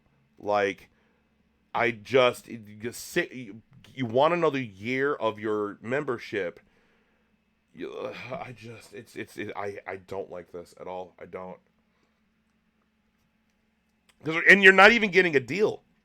Because it's $120 for premium. $60 for a year, you're still getting you're getting half a year. You're getting 6 months. Whoop-de-doo. Like, you're not even giving me a deal. Like, maybe if it was like $80 for a year. Like, it's a whole mess and a half. Yeah. Anything else you want to add to this, Spectre? No, we can move on, I think. All right. Next topic. Now that we're done talking about Plus. A variable refresh rate is coming to the PS5. Just a very quick note from the PlayStation blog. Variable refresh rate support is coming to the PS5. Pretty much this was on April 25th. So today we're excited to announce that variable refresh rate support will start rolling out globally for PS5 players this week. On HDMI 2.1 VRR compatible TVs and PC monitors. VRR dramatically syncs the refresh rate to the display of the PS5 console's graphical input. This enhances visual performance for the PS5 games by minimizing or eliminating visual artifacts such as pacing issues, and screen tearing. Gameplay in many PS5 titles will feel smoother as scenes render seamlessly, graphics look crisper, and input lag is reduced. Previously, games can be fully optimized for VRR through Game Patch, and future games may include this at launch. In the upcoming weeks, the PS5 versions of these titles will receive the VRR support. So the games would be Astro's Playroom, Call of Duty Vanguard, Call of Duty Black Ops Cold War, Deathloop, Destiny 2, Devil May Cry 5 Special Edition, Dirt 5, Godfall, Marvel Spider-Man Remasters, Marvel Spider-Man Miles Morales, Ratchet & Clank Rift Apart, Resident Evil Village, Tiny Tina Wonderlands, Tom Clancy Rainbow Six, and Tribes of Midgard. And that's pretty much, those are the ones to start off with. So what do you think? Yeah, I mean, not much to say really. I mean, if it works like it's advertised, I mean, it's probably it seems like it's a good thing. I mean, screen tearing is never fun, and I mean, it's if this helps with the take advantage of fully of the HDMI 2.1 or whatever it is now. That's good. I mean, that's not really much to say. I mean, that's just good. That's actually good news. Yeah, to go with all of our bad news. Yeah, I know. No, this is great. So, yay, PS5. Let's move on. Next topic is that PlayStation has set up a games preservation team. We've brought this up multiple times, and I'm so glad to hear about this. This is coming from Video Game Chronicle. PlayStation has set up a new game preservation team, according to a new employee, Garrett Fredley, who has previously been working as a build engineer for Canadian mobile developer Kabam, has now joined PlayStation as a senior build engineer. Celebrating his new employment, Fredley posted a message on his Twitter and LinkedIn pages expressing his excitement for joining the new preservation team. Quote, "Today is my first day as senior build engineer for PlayStation, working as one of their initial hires for the newly created preservation team. Game preservation was my first career passion. It was my first foray into the world of software engineering, DevOps, and into a world that many are unaware of. I was just a novice back then, contributing any way I could regardless of my inexperience. Now I'm back to it, no longer the novice I was before. Thank you, Global Head of QA, Mike Bishop, and the team bringing me on for board this adventure. Let's go and ensure our industry's history isn't forgotten." He had previously worked on at EA from 2016 to 2019, and where he solely led the preservation efforts of the FIFA franchise, resulting in the complete archival of multiple titles. So yeah, what do you think? What do you think of this? Yeah, no, it's good. I'd like to actually learn more about like what they are, what exactly they do, and what kind of what their goal and their purpose is. If it's just game preservation in general, I mean that's fantastic. That's always a good thing. I mean, I think we can get behind that 100%. I guess I'm kind of curious why Sony, what Sony's kind of doing with this. I mean, what it's not something I think we typically hear about. I mean, with companies really kind of even putting any focus on. If anything, we get conflicting messages sometimes about like, oh, why, who wants to go back and play older games? You know what I mean? Like we've heard that message before too. My collection back here begs to say differently. Oh, I agree. I'm glad this is something that I want, because PlayStation has such a massive library of history to the PlayStation brand. Almost, I would probably say almost almost as big as Nintendo. Nintendo's has a much bigger library only because it's been around longer, but Sony PlayStation has a massive library of characters and stories and exclusives that I'm glad that this is happening. And I hope that this is going to lead to, maybe we can get an emulation into our PS5s or into the next system. That would be great. Yeah, I wouldn't hold your breath. I'm aware. I know. All right. But yeah, let's move on. All right, just a few little quick things, just a few quick announcements that we got from the game industry. So first, Xbox and Bethesda Showcase is happening again. This comes from Xbox's own, from their website. So join us June 12th for the Xbox and Bethesda Showcase. Today we're excited to announce that Bethesda Game Showcase will stream on Sunday, June 10th at 10 a.m. Pacific. So that would be I believe noon. No, wait. Is it noon our time? I think it's noon our time. Are we 2 hours ahead or 3? I can't remember. Is it noon? I have to look at my 2 hours ahead. Yeah, I was looking at my calendar. I was about to pull up my calendar. Yeah, so it'll be noon Central, 1 or no. Yeah? Well, yeah, 1 Eastern, whatever.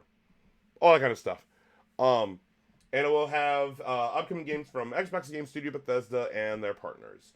And they will include everything you need to know on the diverse lineup of games coming soon to the Xbox ecosystem, including upcoming games to Game Pass, Xbox, and PC, and so on and so on.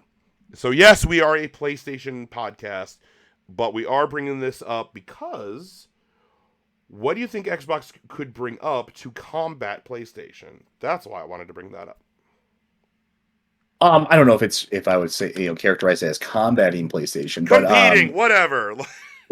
maybe yeah, whatever. I think they kind of, but anyways, yeah, no, I think this is going to be a really interesting year. I mean, we're going to hear more about Starfield, like hopefully like a full like reveal, Yeah. kind of dive into it of sorts. I mean, it's going to be really interesting. So yeah, I can't wait for it. It's actually going to be something I'm really looking forward to. I love these award shows type of things. I mean, I kind of miss having more of these. So yes, I really want to hear what they have they're working on. Maybe some more information about other titles. I mean, there's always potential for surprises as well too. Bethesda has the Indiana Jones game, so there's that.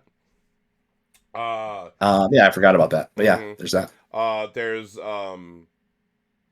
Awoken. It's the Obsidian Games title that they're working on, that like cool RPG. The new Fable game that we're going to be getting, like Hellblade 2. Like this. I am interested in the new Fable game. That's going to be that's something I am looking forward to.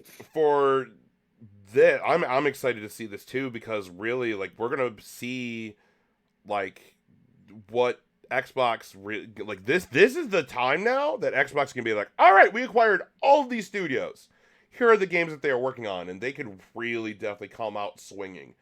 And then the PlayStation showcase, which should be later on this summer, like I think what we're going to be seeing announced for the future within the next, this year and next year, and in the near future, it's going to be fascinating to see what those games would be.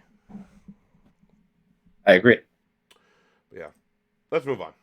Next topic is that we're also getting Summer Game Fest. Since E3 is not happening this year, Summer Game Fest has totally taken that spot. From a tweet from Jeff Keighley, get ready, IMAX is teaming up with us for Summer Game Fest on June 9th and the Game Awards in December. Yes, that's right, watch all the reveals, surprises, and announcements through your friends in select IMAX theaters for full-scale immersion. So, June 9th is going to be when Summer Game Fest is going to be happening. And, they'll also be in IMAX theaters, which will be really, really cool. And I believe it's going to be starting at, I have this on my calendar, so I'm pulling on my phone to pull. Yeah, I don't know if I'd want to watch it in IMAX, but I'll definitely watch it. I don't know. I mean, mind you, we will be streaming our reactions to the Xbox showcase and this. So we will be here to react with you on all that kind of stuff. It'll be 1 o'clock Central, so that would be 1 o'clock Central, 2 o'clock Eastern, noon, or no, 11 o'clock Pacific. But yeah, like, I love Summer Game Fest. Summer Game Fest, we got Elden Ring. That's when we got Elden Ring announced. You can go ahead and watch my reactions to that. Tiny Tina's Wonderlands, all that kind of stuff.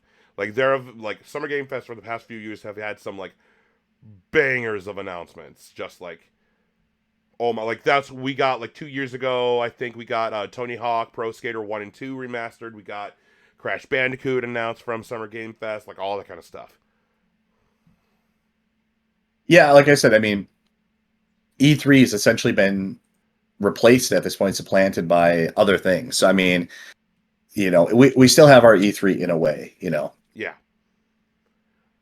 So let's move on. All right, we have just a lot of this. These articles are very quick. It's a lot of just updates and stuff. So the next one I have is from IGN. Final Fantasy 16 is pretty much in its final stages of development. Producer Naoki Yoshida has said that the game is in its final stages of development. Yoshida confirmed the progress is in a pamphlet that accompanied the franchise's official clothing line, translated by Twitter user Aita Ikimochi, saying that we're in the final stages of development for the numbered game in the series Final Fantasy 16. Yoshida added that he thinks the game's story, which is obviously a very different experience from 14 Online, is a fleshed out experience that will bring older fans back. Unlike the online game that involves many players at the same time, 16 offers a different experience where it focuses on the individual player and immerses you in a story. He said, per the translation, so this game is near completion. So we could get it later this year, or maybe early next year. Yeah, I mean it's nice.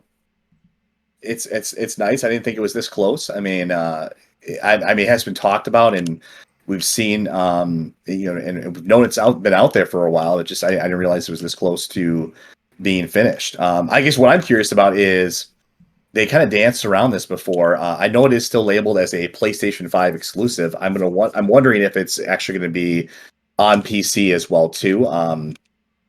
We'll see how that actually shakes out. If anything, I think sadly it would probably be an Epic Games exclusive on PC, at least temporarily. But that's kind of what I'm curious about. Is this actually a true PlayStation, one of the very rare true PlayStation 5 exclusives, or is this also going to be at PC? I think this is going to be a PlayStation Plus exclusive, or PlayStation exclusive. Sorry, talking about Plus for so long, my brain's been. I think it's a PlayStation exclusive. I don't think it will come to PC, at least right away. What are you basing that on? I'm guessing. I don't. Absolutely nothing.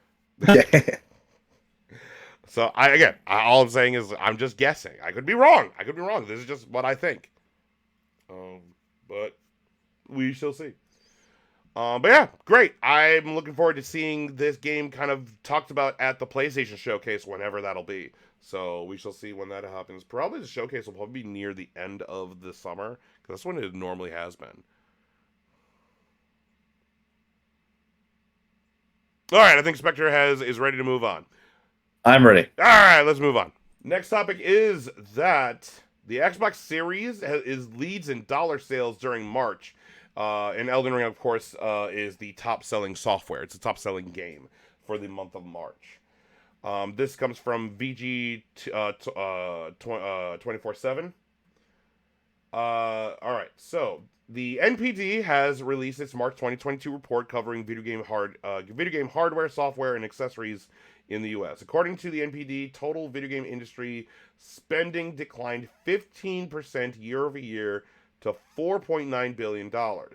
Declines were seen across hardware, software, mobile, and accessories, with first quarter 2022 spending down 8% to $13.9 billion compared to the same period back in 2021. In hardware, sales declined by 24% year over year to $515 million. Sales reached $1.2 billion during Q1 of 2022, which is a 15% decline compared to Q1 of 2021.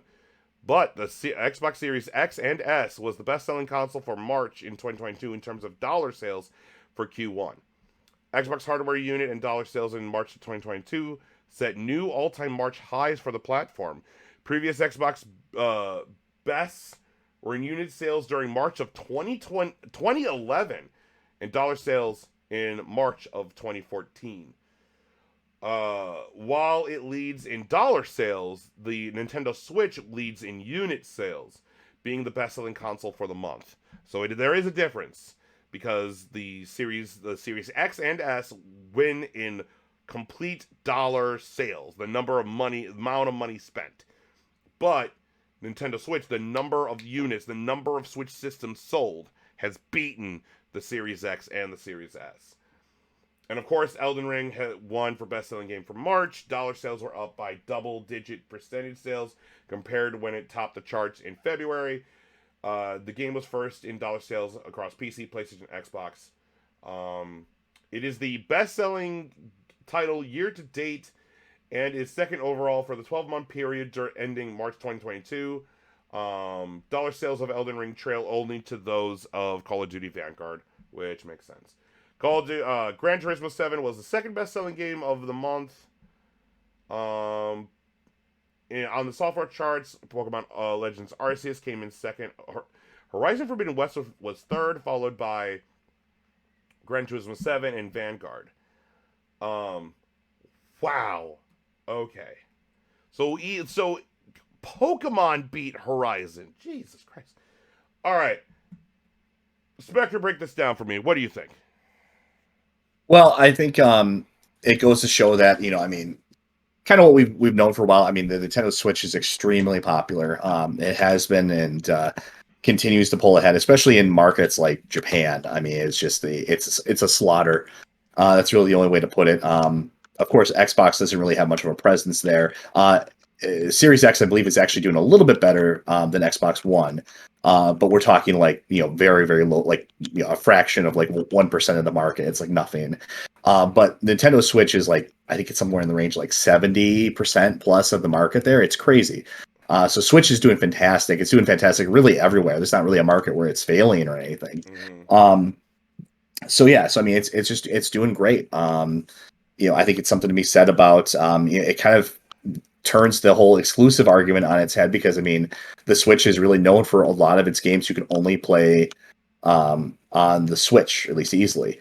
And and then the system itself, it has a Nintendo's always been really big in the mobile portable market, and the system scratches that itch as well too for people. So in a way, it's kind of combining its sales of its traditional console and its mobile console into one unit. So it's doing fantastic, better than I would have predicted it to do. Honestly, much better. In terms of Xbox versus PlayStation, that's a little bit more interesting, I think, because you're seeing the Xbox actually pull ahead right now. It's doing pretty well. It's actually outselling PlayStation. The problem with, I wouldn't read, I guess, a ton into those numbers just yet, because the both systems, but especially the PlayStation, is very supply constrained right now. Yeah. So I think it'd be a totally different story if we were in a world where you could go to Walmart and you could just be, hey, I want a PlayStation 5, or hey, I want an Xbox Series X, and without any issue, you get one. You didn't have to hunt and search for these systems. I think it'd be much more interesting to see him compete on that level then. But for now, I think it is a sign. If nothing else, this is a sign, I think, that at the very least, Microsoft has their supply chain game together better than what Sony has right now. They're able to get more of their systems out there, and I think overall, I would suspect that there's just a better response to the system in general. I think it's the Series X, I think, it seems to be better received than as compared to Xbox One, especially the PR disaster that was the Xbox One launch, which we mentioned before.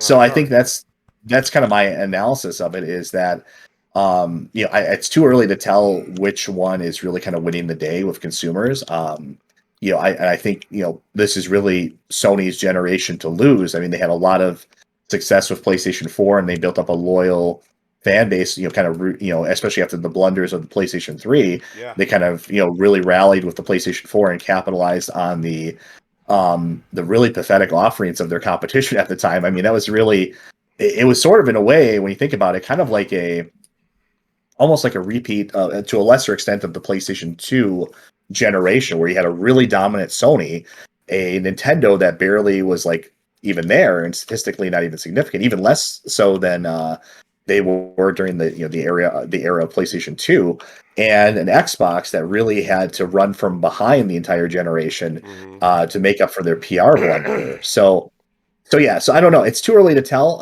I would suspect that PlayStation will probably still, when we come to when we get to the end of this generation, I suspect PlayStation 5 will probably still be well ahead in terms of console sales compared to like the Series X. But I think it'll be closer than the kind of the bloodbath that was last generation. Well, I actually find this actually more fascinating right now. Instead of kind of if both PS5s and Series X's were in the wild, because whatever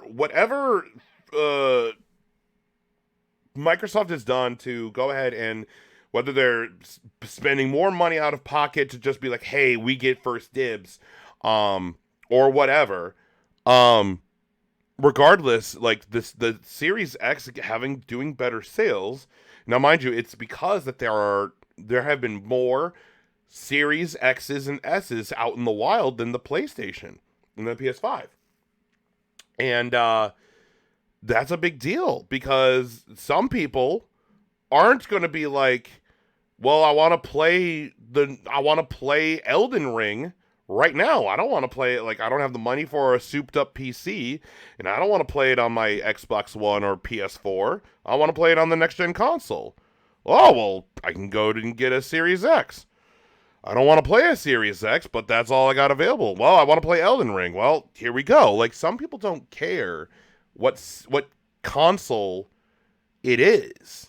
Like there were tons of people back in 2013 who jumped from Xbox to PlayStation, not because they are like us who followed the E3s and stuff and saw the blunders that Xbox did to hurt themselves within the video game community, but also it was just PS4 is $400, Xbox One is $500.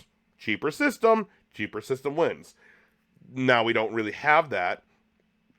Yes, the Series S is like $300, but it's all digital and it's not, there is no equivalent to it. The Series X beats the tar out of the Series S leaps and bounds when it comes to its graphics and everything. But $500 Series X versus $500 PS5, but the Series X is easier to get and the PS5 is not. Well, I'm going to go ahead and pick up my Series X to play Call of Duty and FIFA and Elden Ring and that kind of stuff.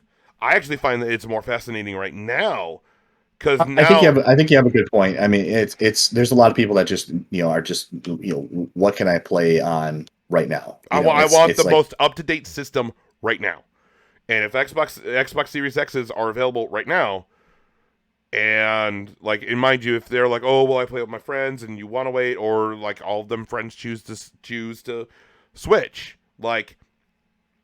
There's a lot I think there is more in some ways more incentive for people to stick it out with one system over the other as it compares to where we were in the past. Mm-hmm.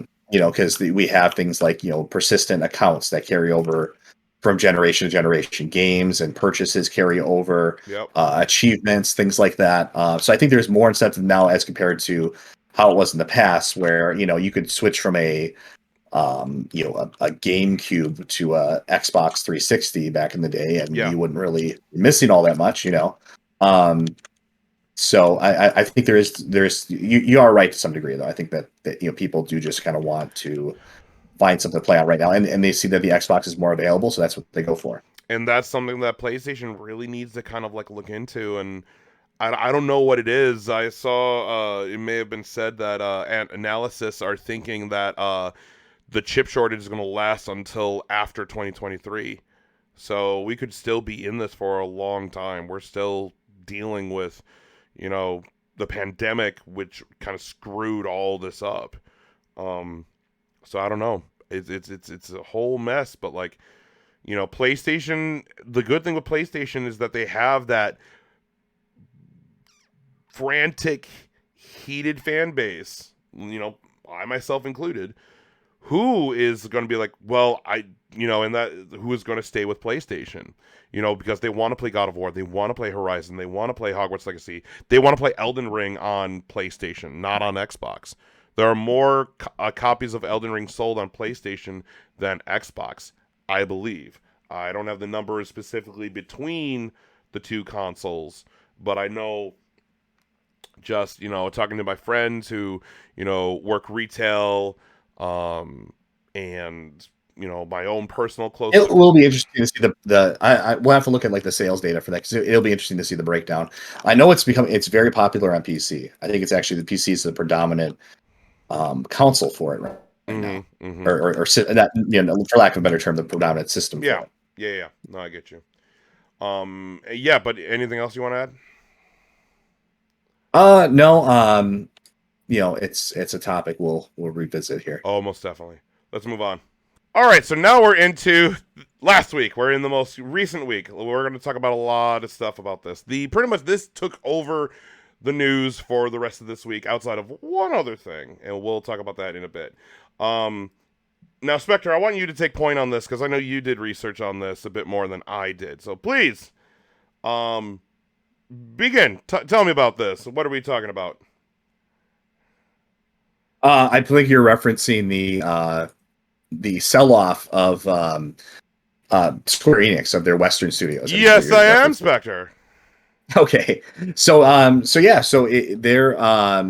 kind of I feel like this kind of went under the radar to some degree, but this is actually pretty big news. Or this is the most news we've heard about some of these franchises in almost like a decade at this point. So Square Enix very recently here within the last week sold off pretty much their entire Western studio presence.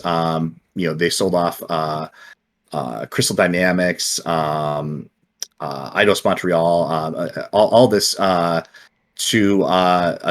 Embracer Group, which is it's a company we're kind of all familiar with, but you might not be familiar with that name. We probably know them better as like some of their past names, like THQ Nordic.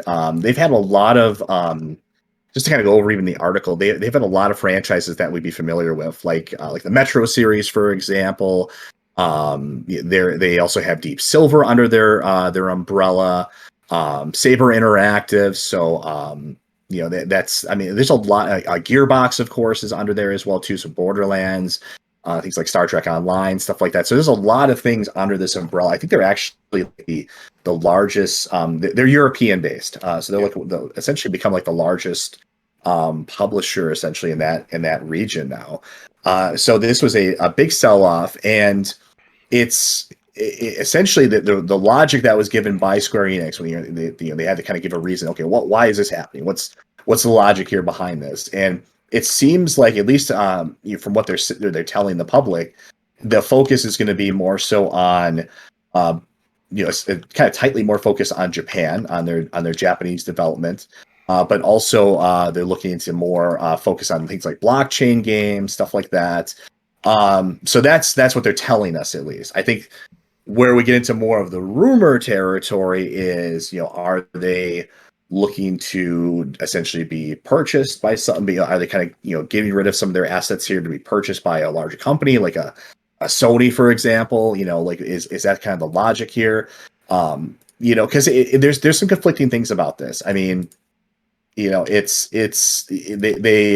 I believe the final number here is they sold these developers off, these IPs off for $300 million, which sounds like a astronomical amount of money to us. But I mean, we live in a industry, in a world where billion-dollar, multi-billion-dollar deals go through all the time, and we just been talking about this. Literally, that's been the main headline this year, is all the stories about the selling of Activision and Bungie, Sony acquiring Bungie. for like I mean, over billion-dollar deals are $1 billion is like the new that's just the new vogue. Now that's the new million, really. It's kind of getting to that point. But yeah, so I mean, it's at least according to GameSpot here, they're kind of speculating that this seems like you're kind of a small amount, really, when you think about how massive some of these IPs are, and how although we don't really think of them as like extremely, like, they haven't been seen by Square Enix as extremely successful, they have been producing revenue. I think like the revenue they've made was like 2.5 billion according to this here. So I mean, they are making money. It's just that I think the only clue that we had that this was going to happen was that consistently we've been hearing from Square Enix over the years, whether it was Tomb Raider or Deus Ex, or Marvel's Avengers, of course, is a more recent example. Guardians of the That they've been Galaxy.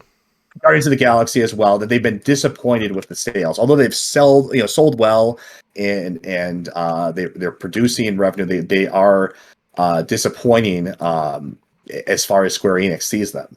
So Which makes it's no sense to me. And I'll talk about that, yeah, but I mean, go finish. Go yeah, finish, and I'll talk it's about kind it. of that EA logic, like where they would talk about like a game has to sell like some ridiculous number to be successful. That's just the world we live in, and so I guess the question here is, okay, why does any of this matter? Who cares, right? I mean, it's just one company selling a bunch of IPs off to another. We can speculate about what's going to happen to Square Enix in the future, and what they're repositioning for, beyond what they're just telling us publicly. But what I think is more interesting about this is, Embracer, they're not. I would presume that they're buying these intellectual properties and these developers for a purpose, that they're buying these to hopefully to capitalize on these IPs, which really have been, I mean, there's no other way to put it. A lot of these series have just been dormant for, in some cases, well over a decade. I mean, God, when was Mankind Divided? Deus Ex Mankind Divided, I think, was like 2017. I mean, that was like 5 years ago now. It seems like it's forever ago. Yeah. And nothing has been done with the Deus Ex franchise since then, like literally nothing. Legacy of Kain, way longer than that. I mean, aside from like, God, what was the last Legacy of Kain thing that's out? I have friends that are like huge fans of that series. They're really looking forward to, like, hey, now we might finally have either like a remake or a new entry in the series. Yep. I mean, so that's actually really exciting. And even for Deus Ex, I'm not even expecting like another Deus Ex game, like a full-on game. Like, I mean, even if they want to just do like a remake of the original, like an updated remake of the original, that would be pretty interesting and exciting too. That would get a lot of buzz too. So I mean, it's kind of exciting because I feel like Square Enix, they just and they've told us this publicly as well too, is they've just been disappointed with these series. Whether I think they were correct in being disappointed in them or not, or they gave these IPs a fair shake, which I don't think they did. I think Deus Ex fell victim to a poorly planned marketing campaign and kind of a big public backlash to it. And then so I think in some cases, it was it didn't really deserve to be shelved, like in that game's case. But I think what's exciting about this, at least to me and to other people, is we could be seeing some action, some life in some of these series, which we haven't seen for a long time. I mean, I think that's really awesome. And even series that have seen entries like Tomb Raider, I'm sure they're not going to just buy Tomb Raider and just be like, oh well, we're just going to put that on our shelves and we're just going to have this. It's just going to be a trophy on our wall. I'm sure they're going to want to do something with that. So it's kind of exciting, really, for any of these series. I mean, it's kind of exciting to see what they can do, and I mean, they have a lot of different games and franchises under their umbrella, but I mean, there's some good stuff in here too. I mean, it's not there's some they and it seems like they have an intention to really to do things with these IPs. Let's see. And then just some other kind of notes about this too. Crystal Dynamics has confirmed they will be continuing to develop, co-developing, I should say, the Perfect Dark reboot for Microsoft. So there seems like there's some existing deals that will still stay into effect, which we saw as well with Bethesda as well too, where they kind of wrapped up some of their deals that were already fleshed out. Some things will still be the same, but it also seems like what they're saying here too is that they're going to let these studios kind of have sort of their free reign to some degree. Like, they're not going to just come in and just be just demand that they just pump out games just to get some IPs out there. It seems like they're letting these developers have their autonomy still, and hopefully that leads to some action in these series. Which we haven't had in a long time. So yeah. I'm excited about it. I don't know what your opinion is on it. I don't know if you're really a fan of any of their any of their work really. I know you're into Avengers, and you had plenty to say about Avengers. No. I actually like when it first got announced, I was looking forward to it because of what they were gonna do with it, and like I was like, oh, they're the options that it could do, and da da da da da da. But no, when it came out, I was like, oh god, like You were disappointed, but I you was liked Guardians of the love Galaxy, though, Guardians. right? I Yeah. love Guardians. I love that game.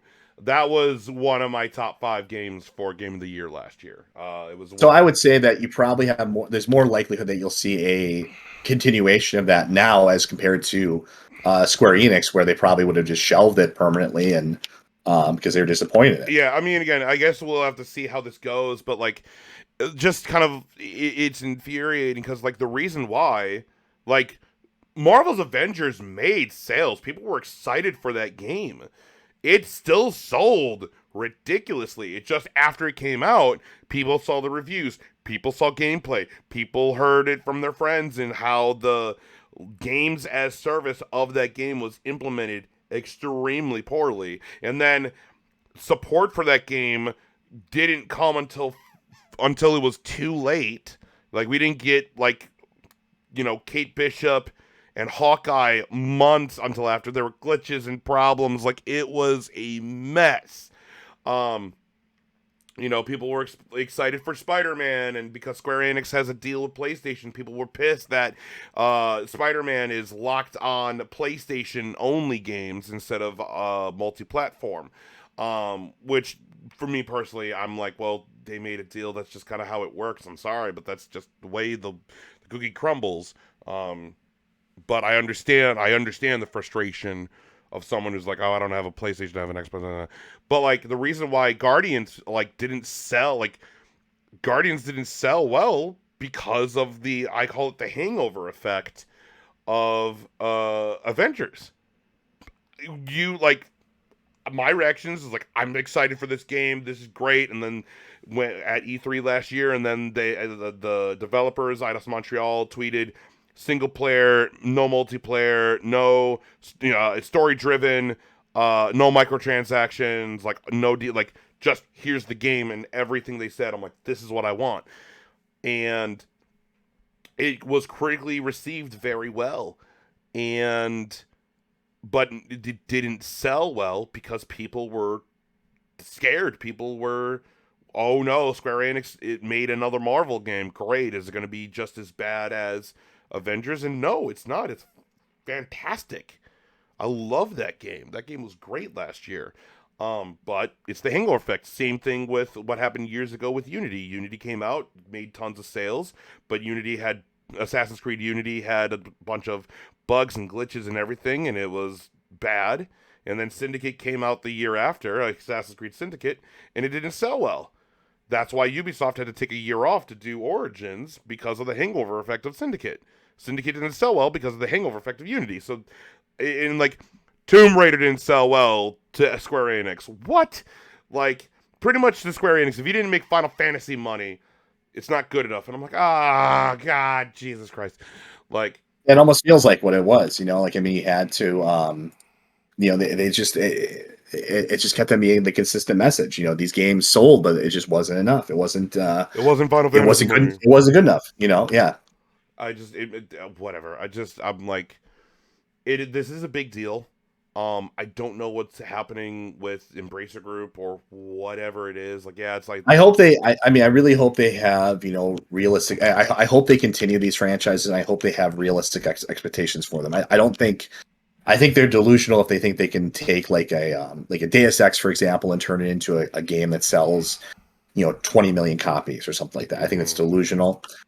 Same with Legacy of Kain or other things like that. But I mean, these do have passionate audiences, and you will make sales on them. So and same with Tomb Raider as well too. There's definitely an audience for these things. So I hope they, I mean, it seems like they're making. They seem to just be like, from what I'm reading, they just seem to be a company that just keeps growing and growing and growing. And typically, that's a good sign. That means it's they're doing something right. Or maybe they're just biting off way more than they can chew. Who knows? I don't know. Yeah. But I think I think at this point, any news is better than no news. Because I don't really think Square Enix had really any plans to revive some of these series or do anything with some of these IPs really ever. I mean, these series were kind of on indefinite hold. And I mean, having a new publisher pick them all up and I mean, it can only be positive news, right? I mean, at the very worst, they do nothing with them, which is what we already were getting before. So Yeah, can't be any worse than we already had. exactly. So I don't know. I really do hope that these games get uh go somewhere. They aren't just kind of left behind, but I guess we'll see. Anything else? No, I mean it's gonna be a topic we're following. I mean, I know I'm gonna be looking for any news coming out of them um, as it comes out here because I'm very curious to see what happens. Mm-hmm. All right, let's move on. All right, next topic is this one's a fun one for me. I like apparently a lot of wrestling news has been happening. Yeah. As I said before, I love my professional wrestling, just as much as Spectre loves his sport ball. Um, no reaction, really? I made a joke for you. No, No. no. Well, screw you too, Spectre.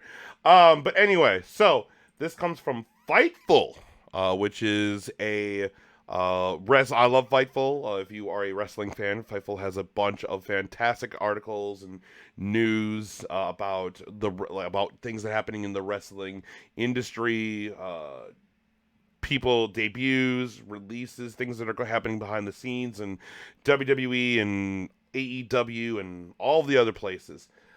But from Fightful, there was a earnings call from WWE, a Q1 earnings call, and Vince McMahon, the CEO, Stephanie McMahon, who is the chief brand officer, and Nick Khan, who is pretty much like Vince McMahon's right hand man.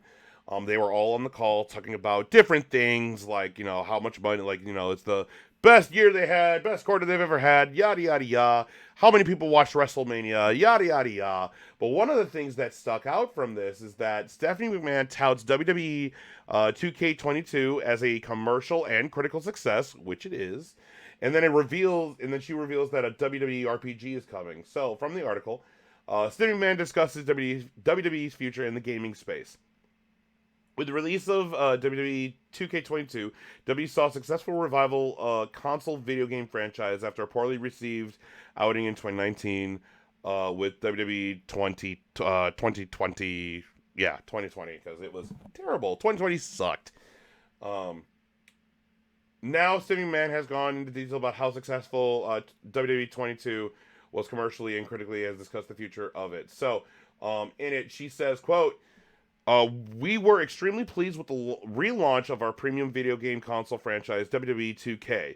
After taking a little more than a year off to improve the game engine, we worked hand in glove with our partners at Take-Two Interactive, listened to our customers and fans, and earned back their trust by delivering a game that exceeded their expectations. WWE 2K22 was a commercial and critical success, with the highest Metacritic scores on both Xbox and PlayStation platforms in franchise history, with over 5.6 million hours viewed on Twitch to date. We continue to strengthen in performance of our mobile games with 2K and Scopely, Supercard and Champions, and recently signed a new deal in the role-playing game place that will be announced soon.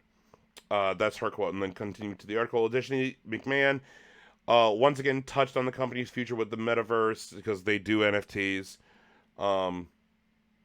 Big boast of the technology. We continue to use evaluate metaverse. Yeah, so again, gaming is a priority to WWE to reach our next-gen audience, with over 80% of WWE's audience self-identifying as gamers, and nearly 60% of the gaming audience in general being 34 years or 34 years or younger. Okay, I thought it said older. But yeah, WWE 22 is definitely a good game. It is definitely leagues better than last year's, or not the WWE 20, because that game was a mess and a half. And it's definitely better. And if this game didn't succeed, WWE, there was rumors that WWE would have left Take-Two and gone to EA for the next WWE game. So, yay. And now there's going to be an RPG game with wrestling. Like, what? Like, I don't even know what that means. Like, okay.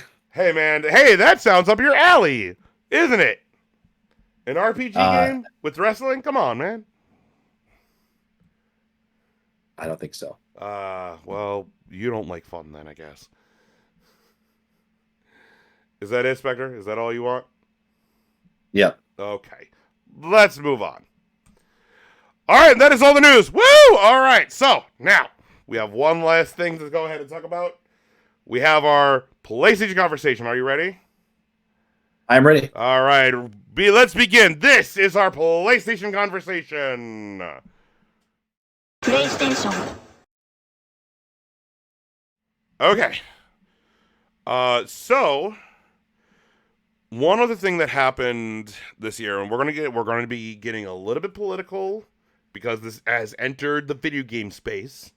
Normally we like to talk about our video games and sales numbers and stuff like that, but this is affecting the video game space, and there is stuff to talk about in this. So let's begin with IGN. This article comes from IGN.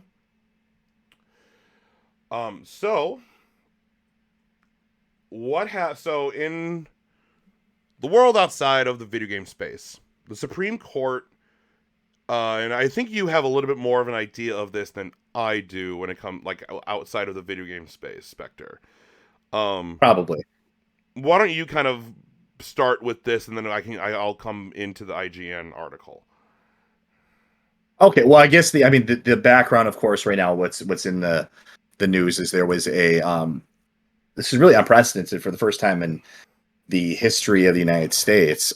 There has been a leak of a what's the phrase? A court opinion, court document, Supreme Court document that indicates a decision to potentially overturn a very historical landmark decision of Roe v. Wade, which is concerning with in regards to abortion. Now, it is important what's important to note about this is not a settled matter. This is not like an effective decision right away. This was leaked, like I said, which normally never happens, ever. And so this is not like a settled thing right now at this moment, but that is kind of the backdrop to the story that we're talking, or the topic we're going into. Okay. And it was a leak of a draft, right? Because I have the New York Times. That's what I couldn't remember what it was called. Yeah. I have the New York Times article pulled up here. And of course, all these are in the description, as I've said before. But so it started on May 5th.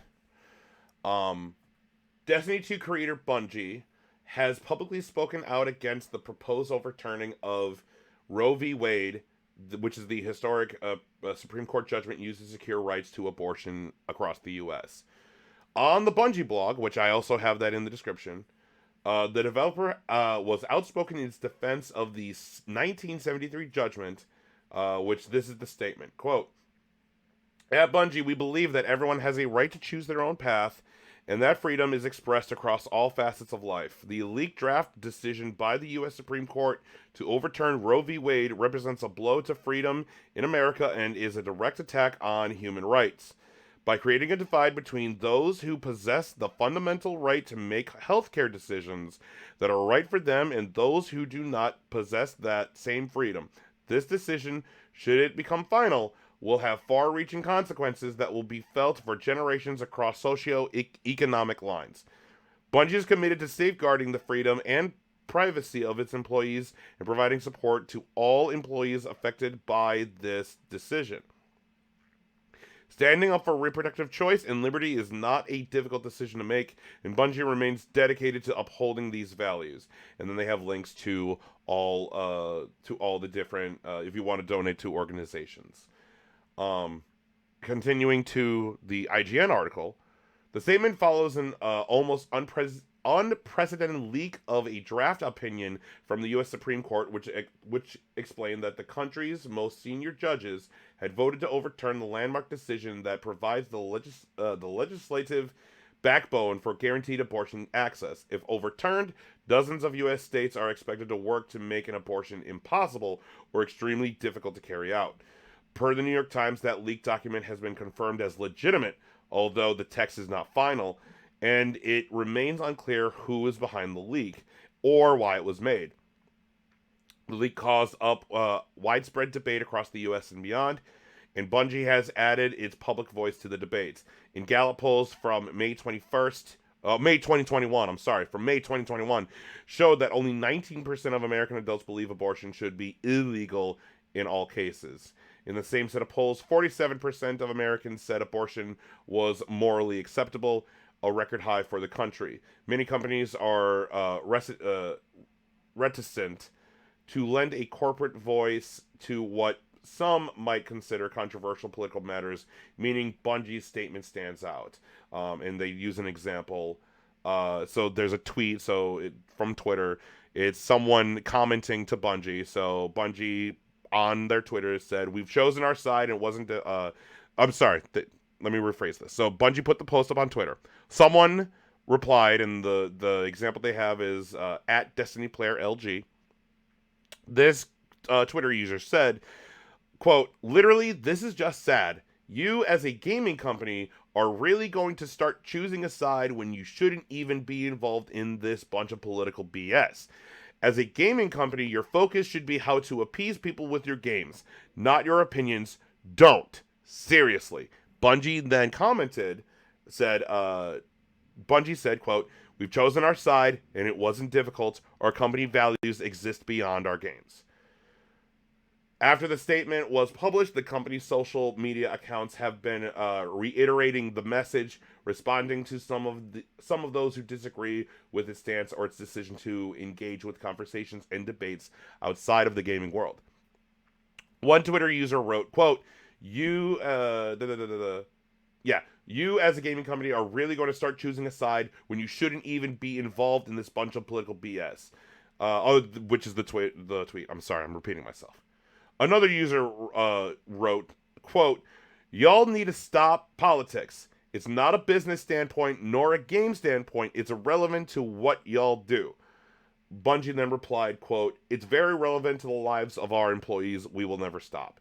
And then IGN contacted Bungie for further comment on its decision to speak out, and will update if there's a response.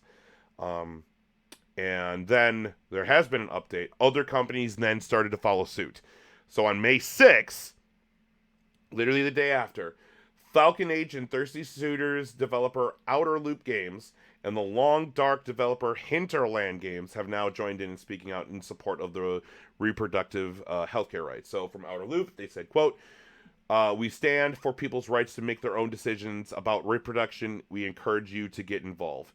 And they have an urge.org leading to that. Hinterland, they have their own statement. Hinterland Studio stands in solidarity with many people impacted by the threat of reproductive rights and freedoms.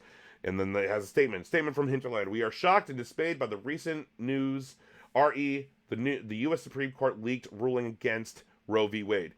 This is direct attack on women's rights, the rights of people who can become pregnant, and is yet one more step in the general erosion of human rights we see sweeping across the conservative U.S. and Canada. We are consulting with both international and external stakeholders around what concrete steps we can take to best address this assault on reproductive freedoms. Until then, please know that Hinterland stands in solidarity with all those impacted, and we will bring all our means, energy, and influence to this fight." And then later, Guild Wars 2 developer ArenaNet and Psychonaut studio Double Fine have then released statements on this, expressing their support for Roe v. Wade. ArenaNet's message was short and to the point. It just says, quote, "Your body, your right." It's just a big, huge picture, and that's what it says. Double Fine had a more detailed statement saying, quote, We at Double Fine Productions stand steadfast in our support of essential healthcare rights for all.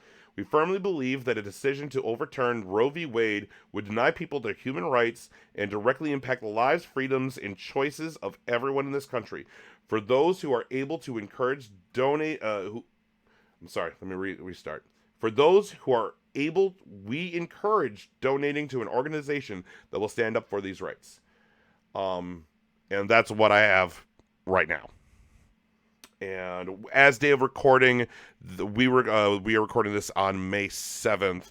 So by the time this video goes live, there may be other studios who may stand in support with Bungie and Double Fine and so on and so on.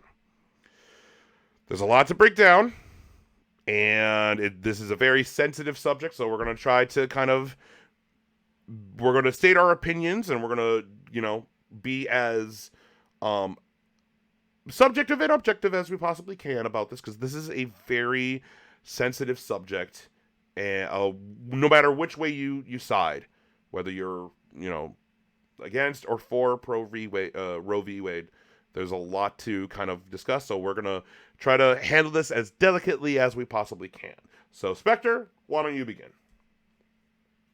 Yeah, well, I think kind of established it right away. We're not really even talking about the this isn't. We're not here to have an abortion debate on the issue itself, one way or another, really. So our opinion on it from that perspective is sort of irrelevant.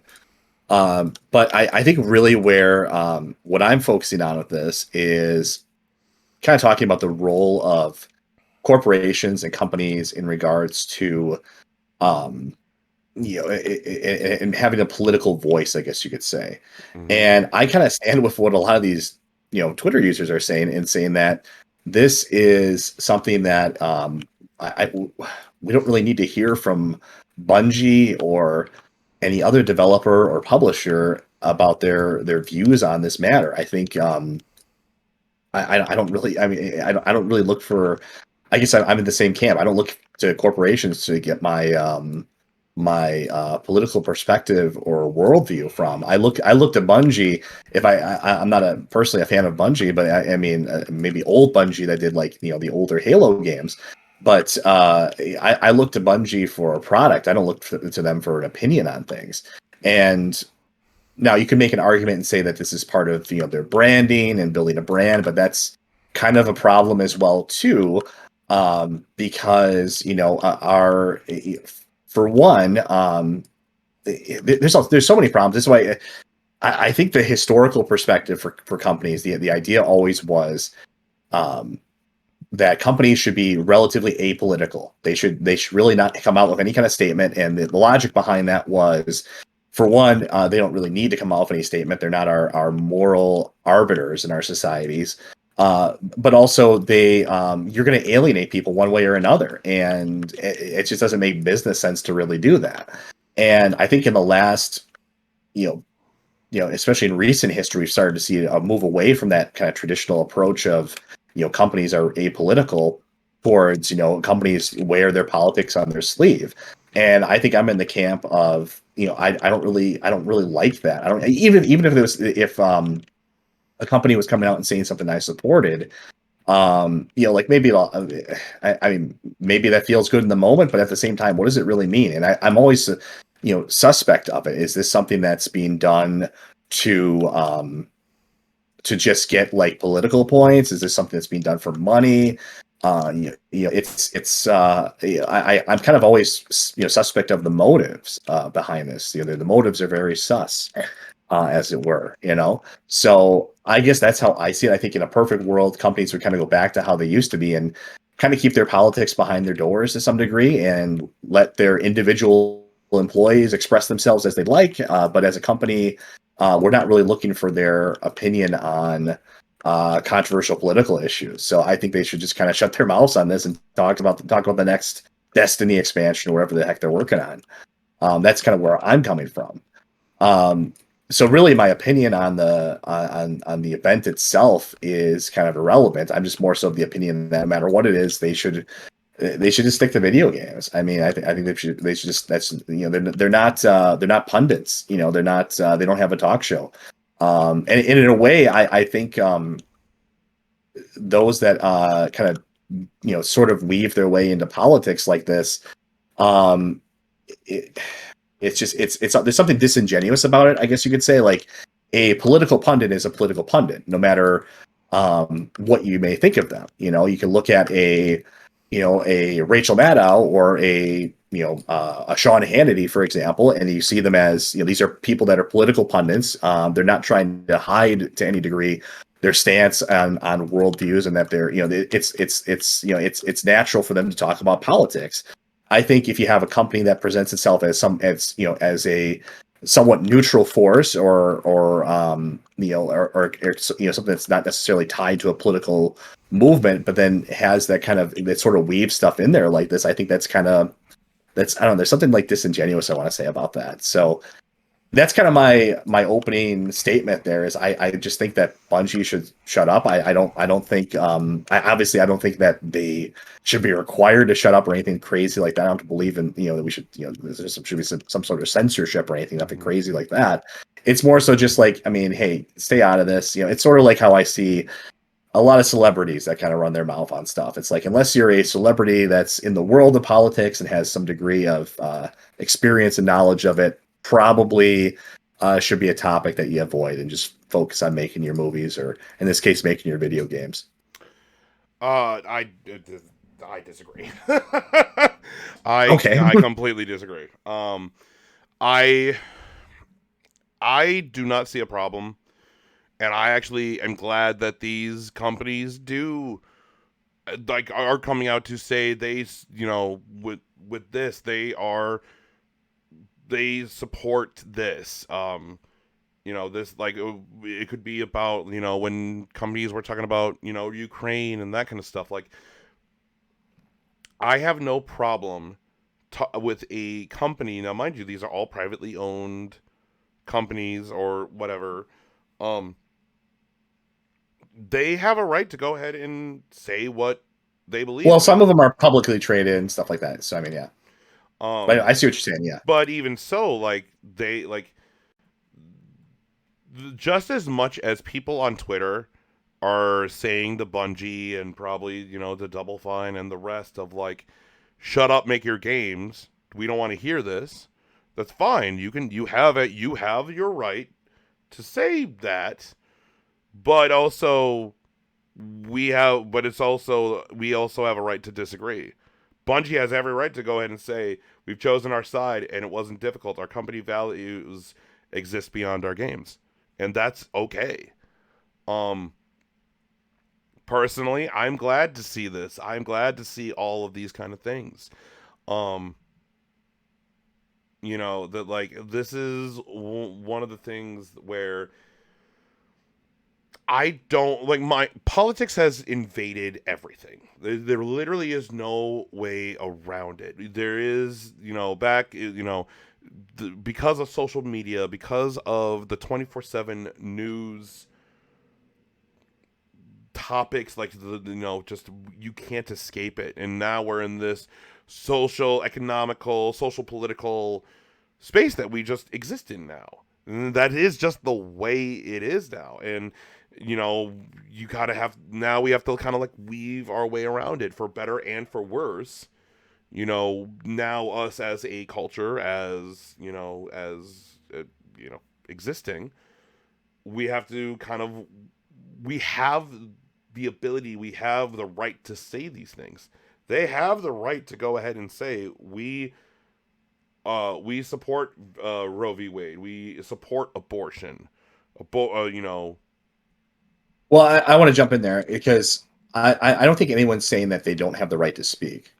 At least, not that I'm aware. No one's. I'm not seeing that, but, like, I'm not saying, like, oh, shut up. Like, what I'm saying though is that, like, people are going, and that's kind of a misconception about free speech too. Is it's just because I think I'm a real purist when it comes to free speech. I think people should be able to say whatever they want to say, pretty much, and but at the same time, it's just because you can say something doesn't mean that you should. You know what I mean? mm-hmm. There's a degree of tact, and there's a degree of I mean, you're going to suffer the consequences of that to some degree. I know this shapes, how I see Bungie now. I mean, it influences the brand. So I think, yeah, no, it's not really a matter of oh, they can't speak up. They shouldn't be allowed to say anything. I'm just saying that they can say whatever they want. They could come out and say literally anything they want. I'm just saying, is this wise? Is this something that we actually want to see? And should they be doing this? And the Uh, other part of it too is, I mean, I'm sure Bungie is like any organization. It's composed of people of a lot of different. That's the problem with kind of making a political statement as a not as a political group. I mean, it's one thing for a political group or organization to make a political statement. That's obviously what they exist for. It's another thing for a company to make a political statement. And I'm sure there's people in Bungie that are working for Bungie currently that might have a very different opinion on this, and they might feel alienated by this as well too. So I mean, in a way, speaking of sensitivity, I mean, in a way, you're no matter what, you're when you take a stance on things like this, you're going to make people upset, and I don't think. I mean, it's one thing for a political organization to do this; it's another for a ostensibly a video game company to do this.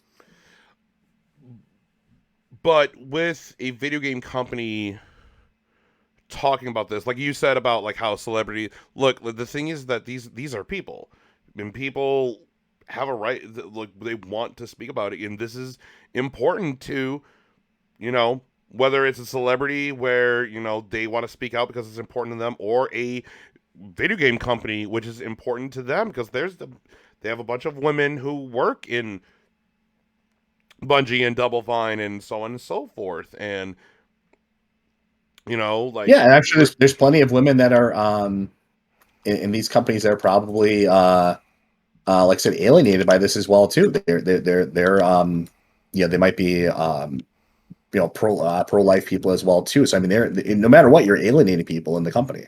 hmm I I don't see a problem with this. This is there is there I don't see a problem with a company coming out I mean, to say I I mean, we and you and I had kind of a discussion on this before we started too. Like, I mean, I think us as an organization, I mean, we're a much smaller organization, obviously, than like a Bungie or a Sony or whatever. But I don't think we should be in the like Brotherhood of Geeks, for example. I don't think we should be in the business of um, you know uh, blasting out political opinion. We're here to talk about video games. That's the focus. We're the PlayStation podcast. That's what we're here to focus on is video games. We dive into a lot of different aspects of video games, and I myself talk about, like I said, more of a PC focus. But it would be one thing to do that. It's kind of, I think it'd be kind of jarring and sort of like kind of like what you're doing. What are you doing if we and not even politics. Like imagine we started talking about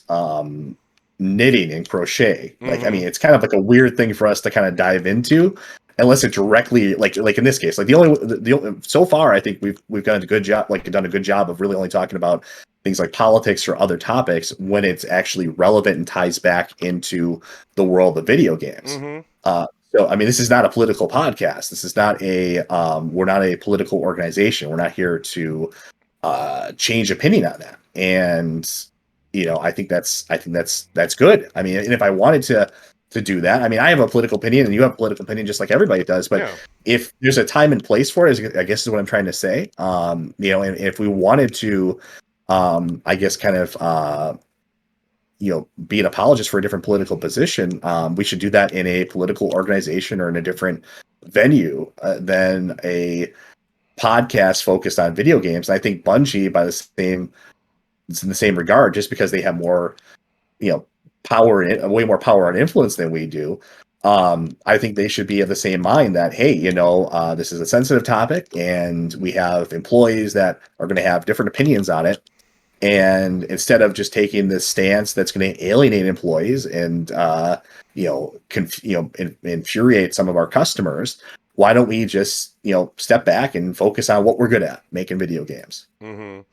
But again, it is one of those things. Like again, I like as me, like the Brotherhood of Geeks. I run the channel, just to pee behind the curtain. Like I run this company. This is the Brotherhood of Geeks. I lead.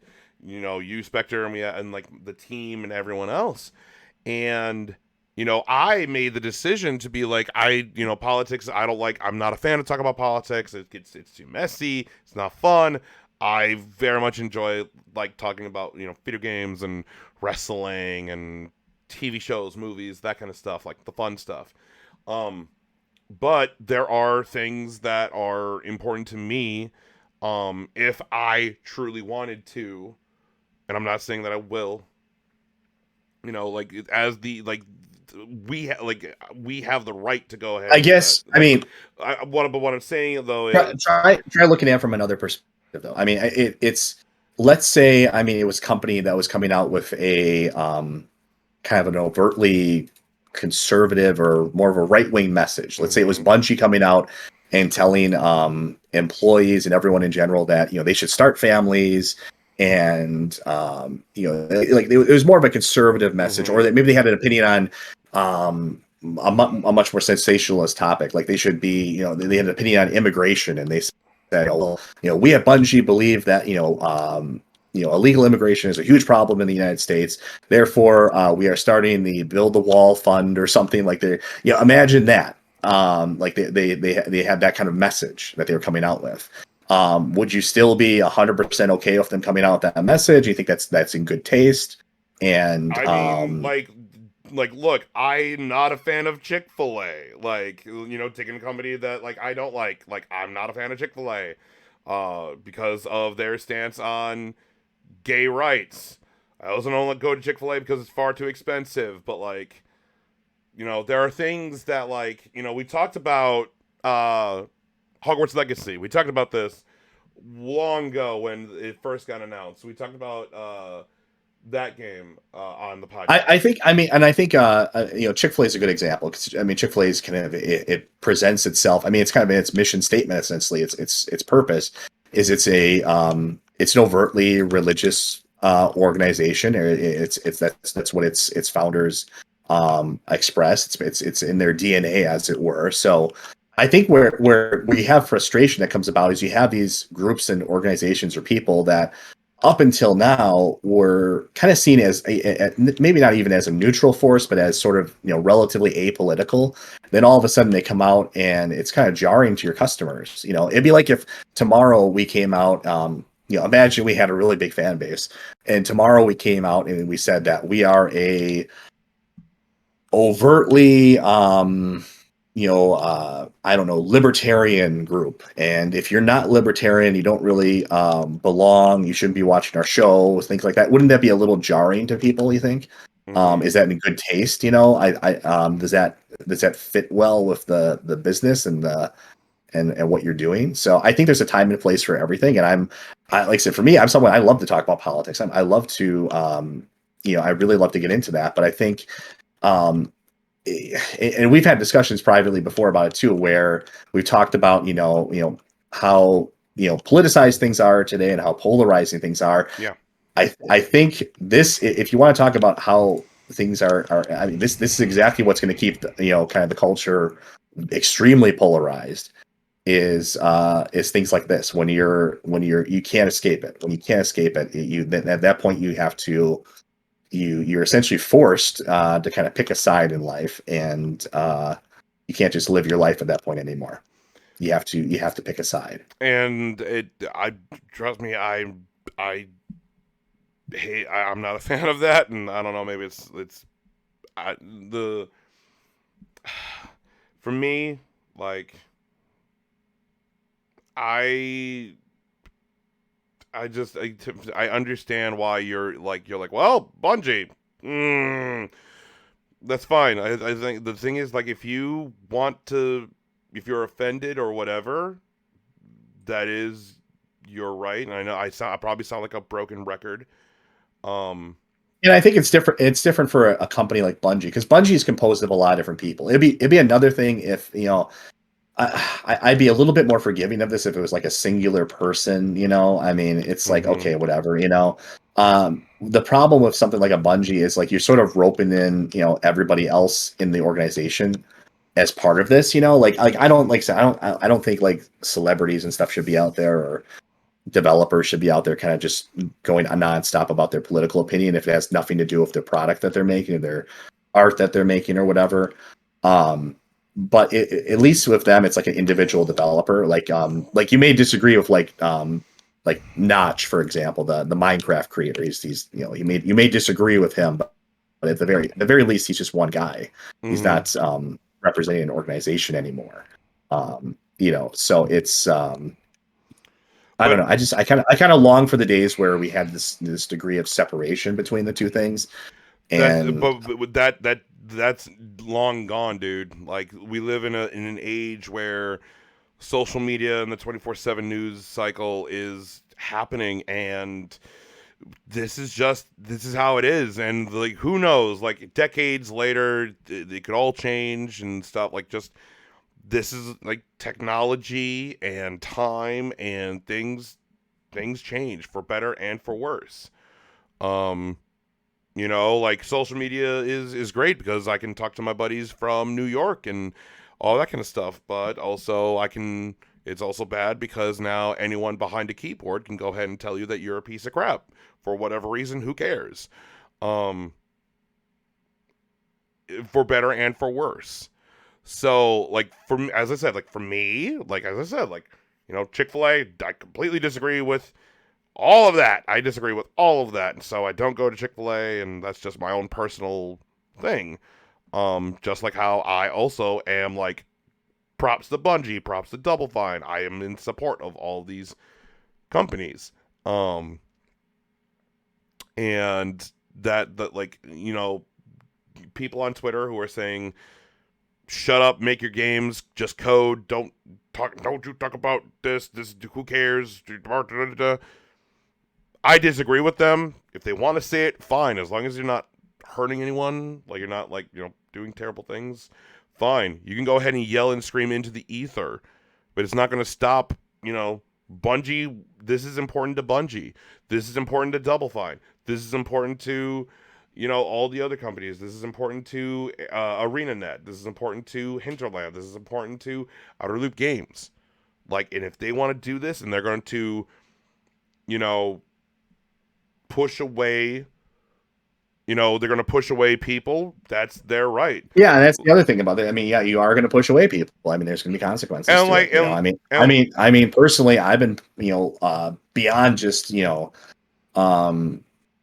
I think that's been part of my motivation to kind of move away from something like a Sony, for example, is I don't like them as a company anymore to some degree. I think they've kind of alienated a lot of their fan base, people that were really enjoyed their products over the years and really were into them at one point. But I think when you do things like this, and you take this very overt stance, I mean, I don't know. I mean, as a business, I guess I would be more in the live and let live category. And if I was, and I mean, that's kind of how historically how it used to be to some degree. And you would have people that would run a business, and maybe on the side they have a political organization that they volunteer and donate to.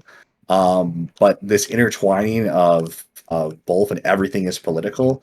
I mean, I don't know. It's not a recipe for a peaceful world. I'll tell you that much right now. It moves everybody to take a stance of, like I said, you're either, there is no neutral ground anymore. It's you're for or against everything. It's you can't just live your life anymore. You have to take a stand on everything. I mean, Even if you'd rather just live in peace and you don't have a strong opinion about this, you're kind of forced to. yes and Because no. it's shoved in your face constantly. You have no choice. I mean, look, like even here for us here at the Brotherhood of Geeks, like I take pride in the audience that the no matter how big or small the audience that we have made currently. I am very happy to see, because I see the comments and everyone, and a lot of our comments are like that you guys are really funny, or that was great debate, that kind of stuff. Yeah, and, Like, I'm of the mind, like I don't want to have just an audience of people that think exactly like me. That's not but also, I'm sorry to interrupt, but also like good. I like a part of like the thing is that like if they're like with how part of the way I want to generate our audience along, and I believe you do, and how we want to generate our audience and how create our audience is we want to have, you know, anyone who's being disrespectful or mean or whatever, like, you know, that's something that we'd rather have. If you're going to be mean to, you know, like the talent on screen, which is us, or any members of the Brotherhood, which is in the comments or in chat or anything like that, that is not something that we are for. That is something that we are against, and we don't want any of that because of how we're creating our own audience. And that is up to us to how we want to create our audience. Just like there are other, and I know I'm tangenting a bit, but it does come back. Like I know that there are other, you know, YouTube channels or, you know, other just places on the internet where Is tangenting a word? I don't know. I make up words all the time. You're like Shakespeare here. You're making up words. Here we go. Yeah. I'm actually really curious. Tangenting. Tangent. I don't think that's a word. No, I'm making up words, but whatever. Anyway. Oh, it's in the Urban Dictionary. Okay. Oh, okay. Okay. See, so, I know stuff. Yay! you know that's one of those things. That's one of those things where I wouldn't feel bad if that was a word. That should probably be a word. But to like, but I know I'm going on that, but tangenting from this, but like there are other places on the internet who they like all of the hate and vitriol and people like I am against this, no I am for this, and you're wrong, you're wrong, no you're wrong, no you're wrong, no you're wrong, and all of the that like that is not something that like, you know, when we make our audience, that is something that like we like, as long as you're not being rude or mean or terrible to, you know, the members of the Brotherhood, which is all of you guys watching and want to comment with us and talk to us and that kind of thing. I think here, Brett. Like, let me give an example. I think of kind of what I'm talking about here. I think you can. I mean, you can obviously have a political opinion and have an idea, but I think I think of an example of a YouTuber I watch fairly frequently. I really enjoy his stuff, and it's a case where I know that if we were to meet in real life, we would not have much in common politically at all. Maybe a couple things, but probably not much. And he does a fantastic job. I really enjoy his videos. Aaron Signal is the channel. Does a really good in-depth videos on a bunch of different video games. That channel's been around forever. He's got a whole bunch of stuff on there. But I mean, he's kind of injected in. I mean, in a very kind of subtle, kind of one-off joke type of way.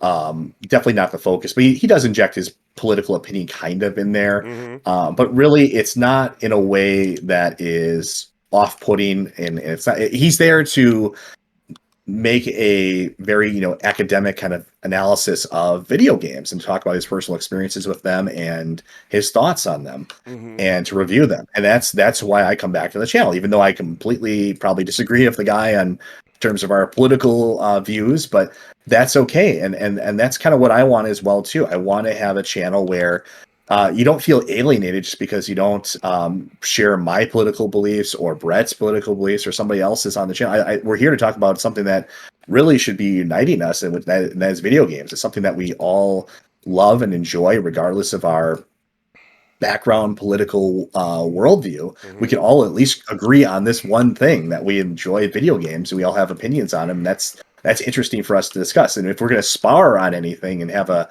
debate on anything, it should be about something video game related. I'd rather have a debate about PC versus consoles instead of Roe v. Wade or immigration reform or deficit spending. You know, I think that's we're here to talk about video games, and I think it's sort of a betrayal of our purpose if we stray too far away from that. And if we do actually decide that we want to, like, say, if and I've talked about it before too, like, if we want to have a political focused podcast or to do something else, then hey, that should be something separate. We'll make a new channel for that, or we'll make something else for that. We'll talk about politics on that, or we'll talk about basket weaving on that. I don't know, whatever, or model painting. That should be sort of a separate thing, I think.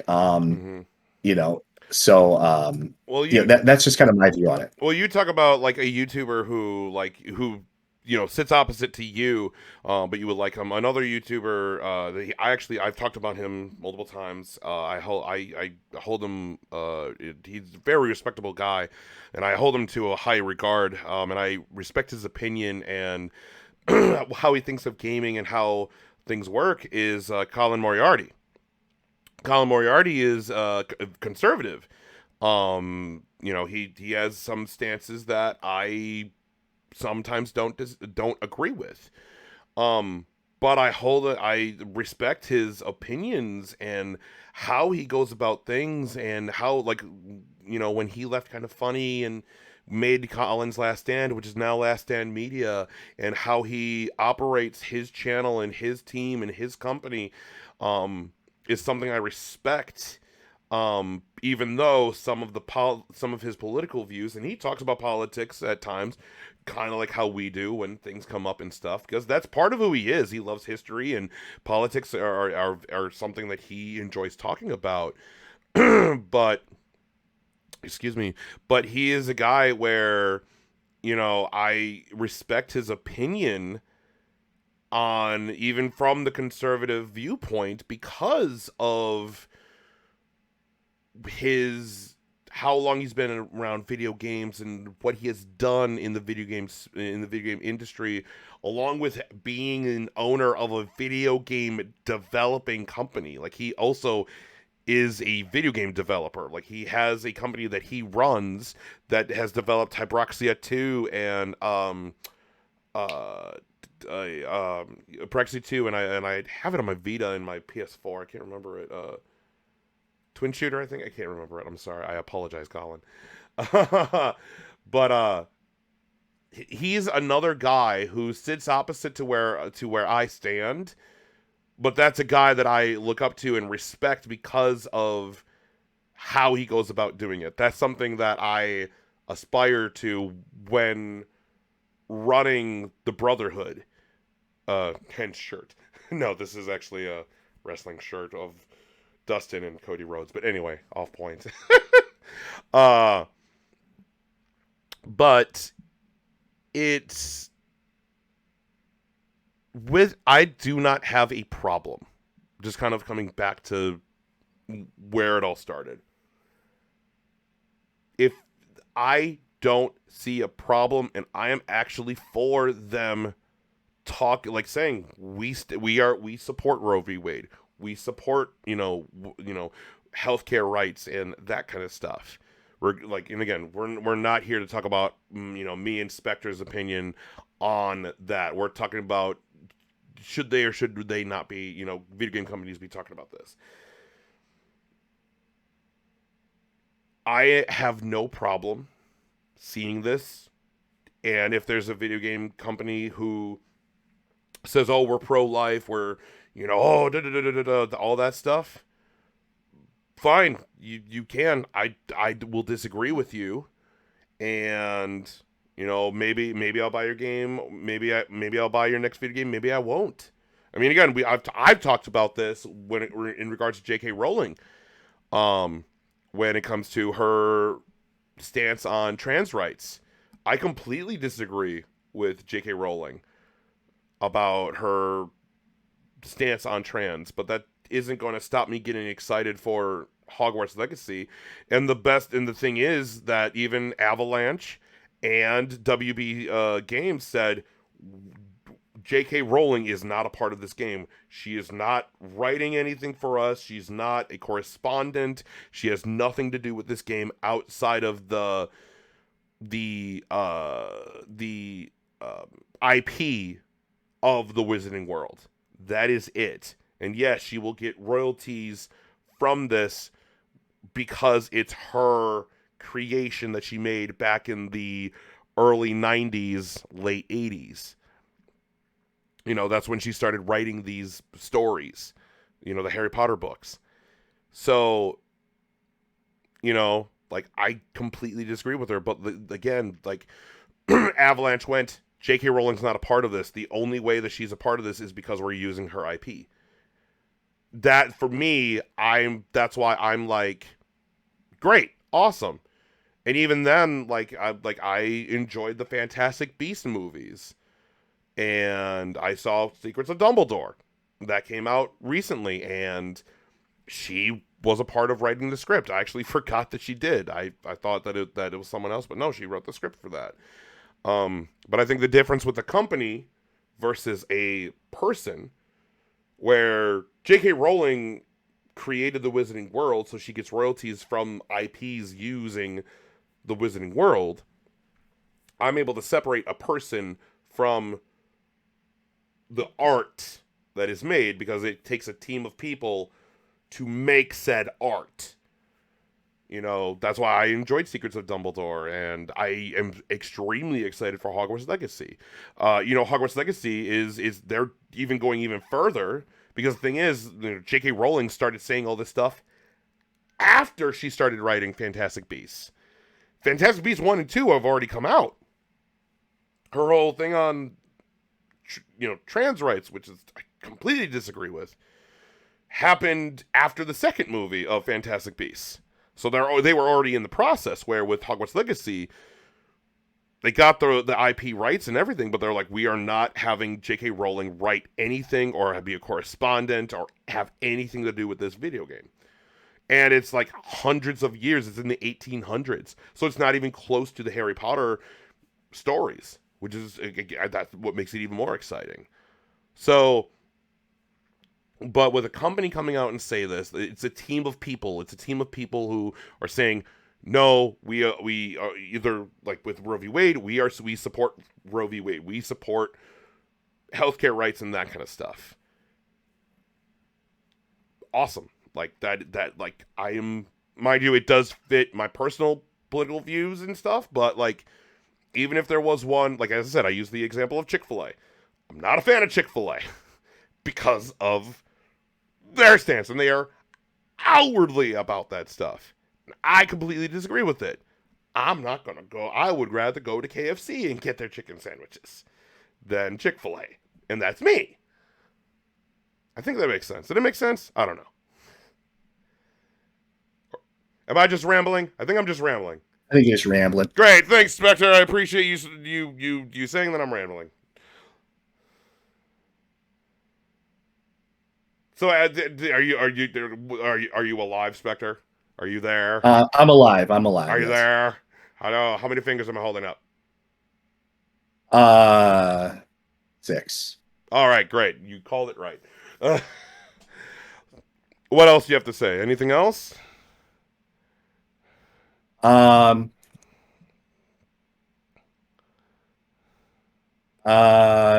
suck.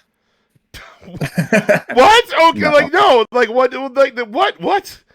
No, I understand where you're coming from. Is what I'm saying. Okay, do you have anything else you want to add, or any final words? No. I think we kind of I kind of gave my overview of it, really. And it's something we'll kind of agree to disagree on. I guess so. But yeah. All right. So everyone, thank you so much. If you have stayed throughout all this, you guys are the top of the best of the best. Thank you so much for watching. If you haven't already, please subscribe to the channel, youtube.com/brotherhoodofgeeks.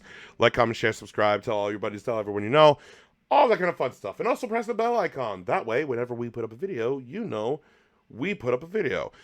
Excuse me. I'm like clearing my throat. I'm like trying to get rid of all this phlegm in the back. Anyway. But yeah, please subscribe to the channel. Also press the like button. That also helps. And please let us know what you guys think of just anything we talked about, with PlayStation Plus, with Xbox sales, with Square Enix, with all of this. We'd love to hear from you guys, and we would love to go ahead and talk with you guys about this and anything, really. So please let us know. And also, you can follow us on our social medias. You can follow us on Twitter at Dualshock'dBOG. That's the name of this PlayStation podcast, Dualshock'dBOG. And then you can also follow us on Facebook, which is facebook.com/TheBrotherhoodOfGeeks. You can follow us on Twitch when we stream at twitch.tv/brotherhoodofgeeks. And then you can also follow us on Instagram, which is instagram.com/brotherhoodofgeeks. But yeah, that is everything. Woo! Any other things you want to say, Spectre? Anything else? No? Maybe? Sort of? Probably not. No, that's not. I think that covers everything. It was a long show. I know. 2 weeks worth of stuff, but I'm not sick anymore, so we should be good for next week. But all right, with all that being said, I'm Brett J. Rasmussen. I'm Spectre. And as always, live to play, play together. We'll see you guys next time.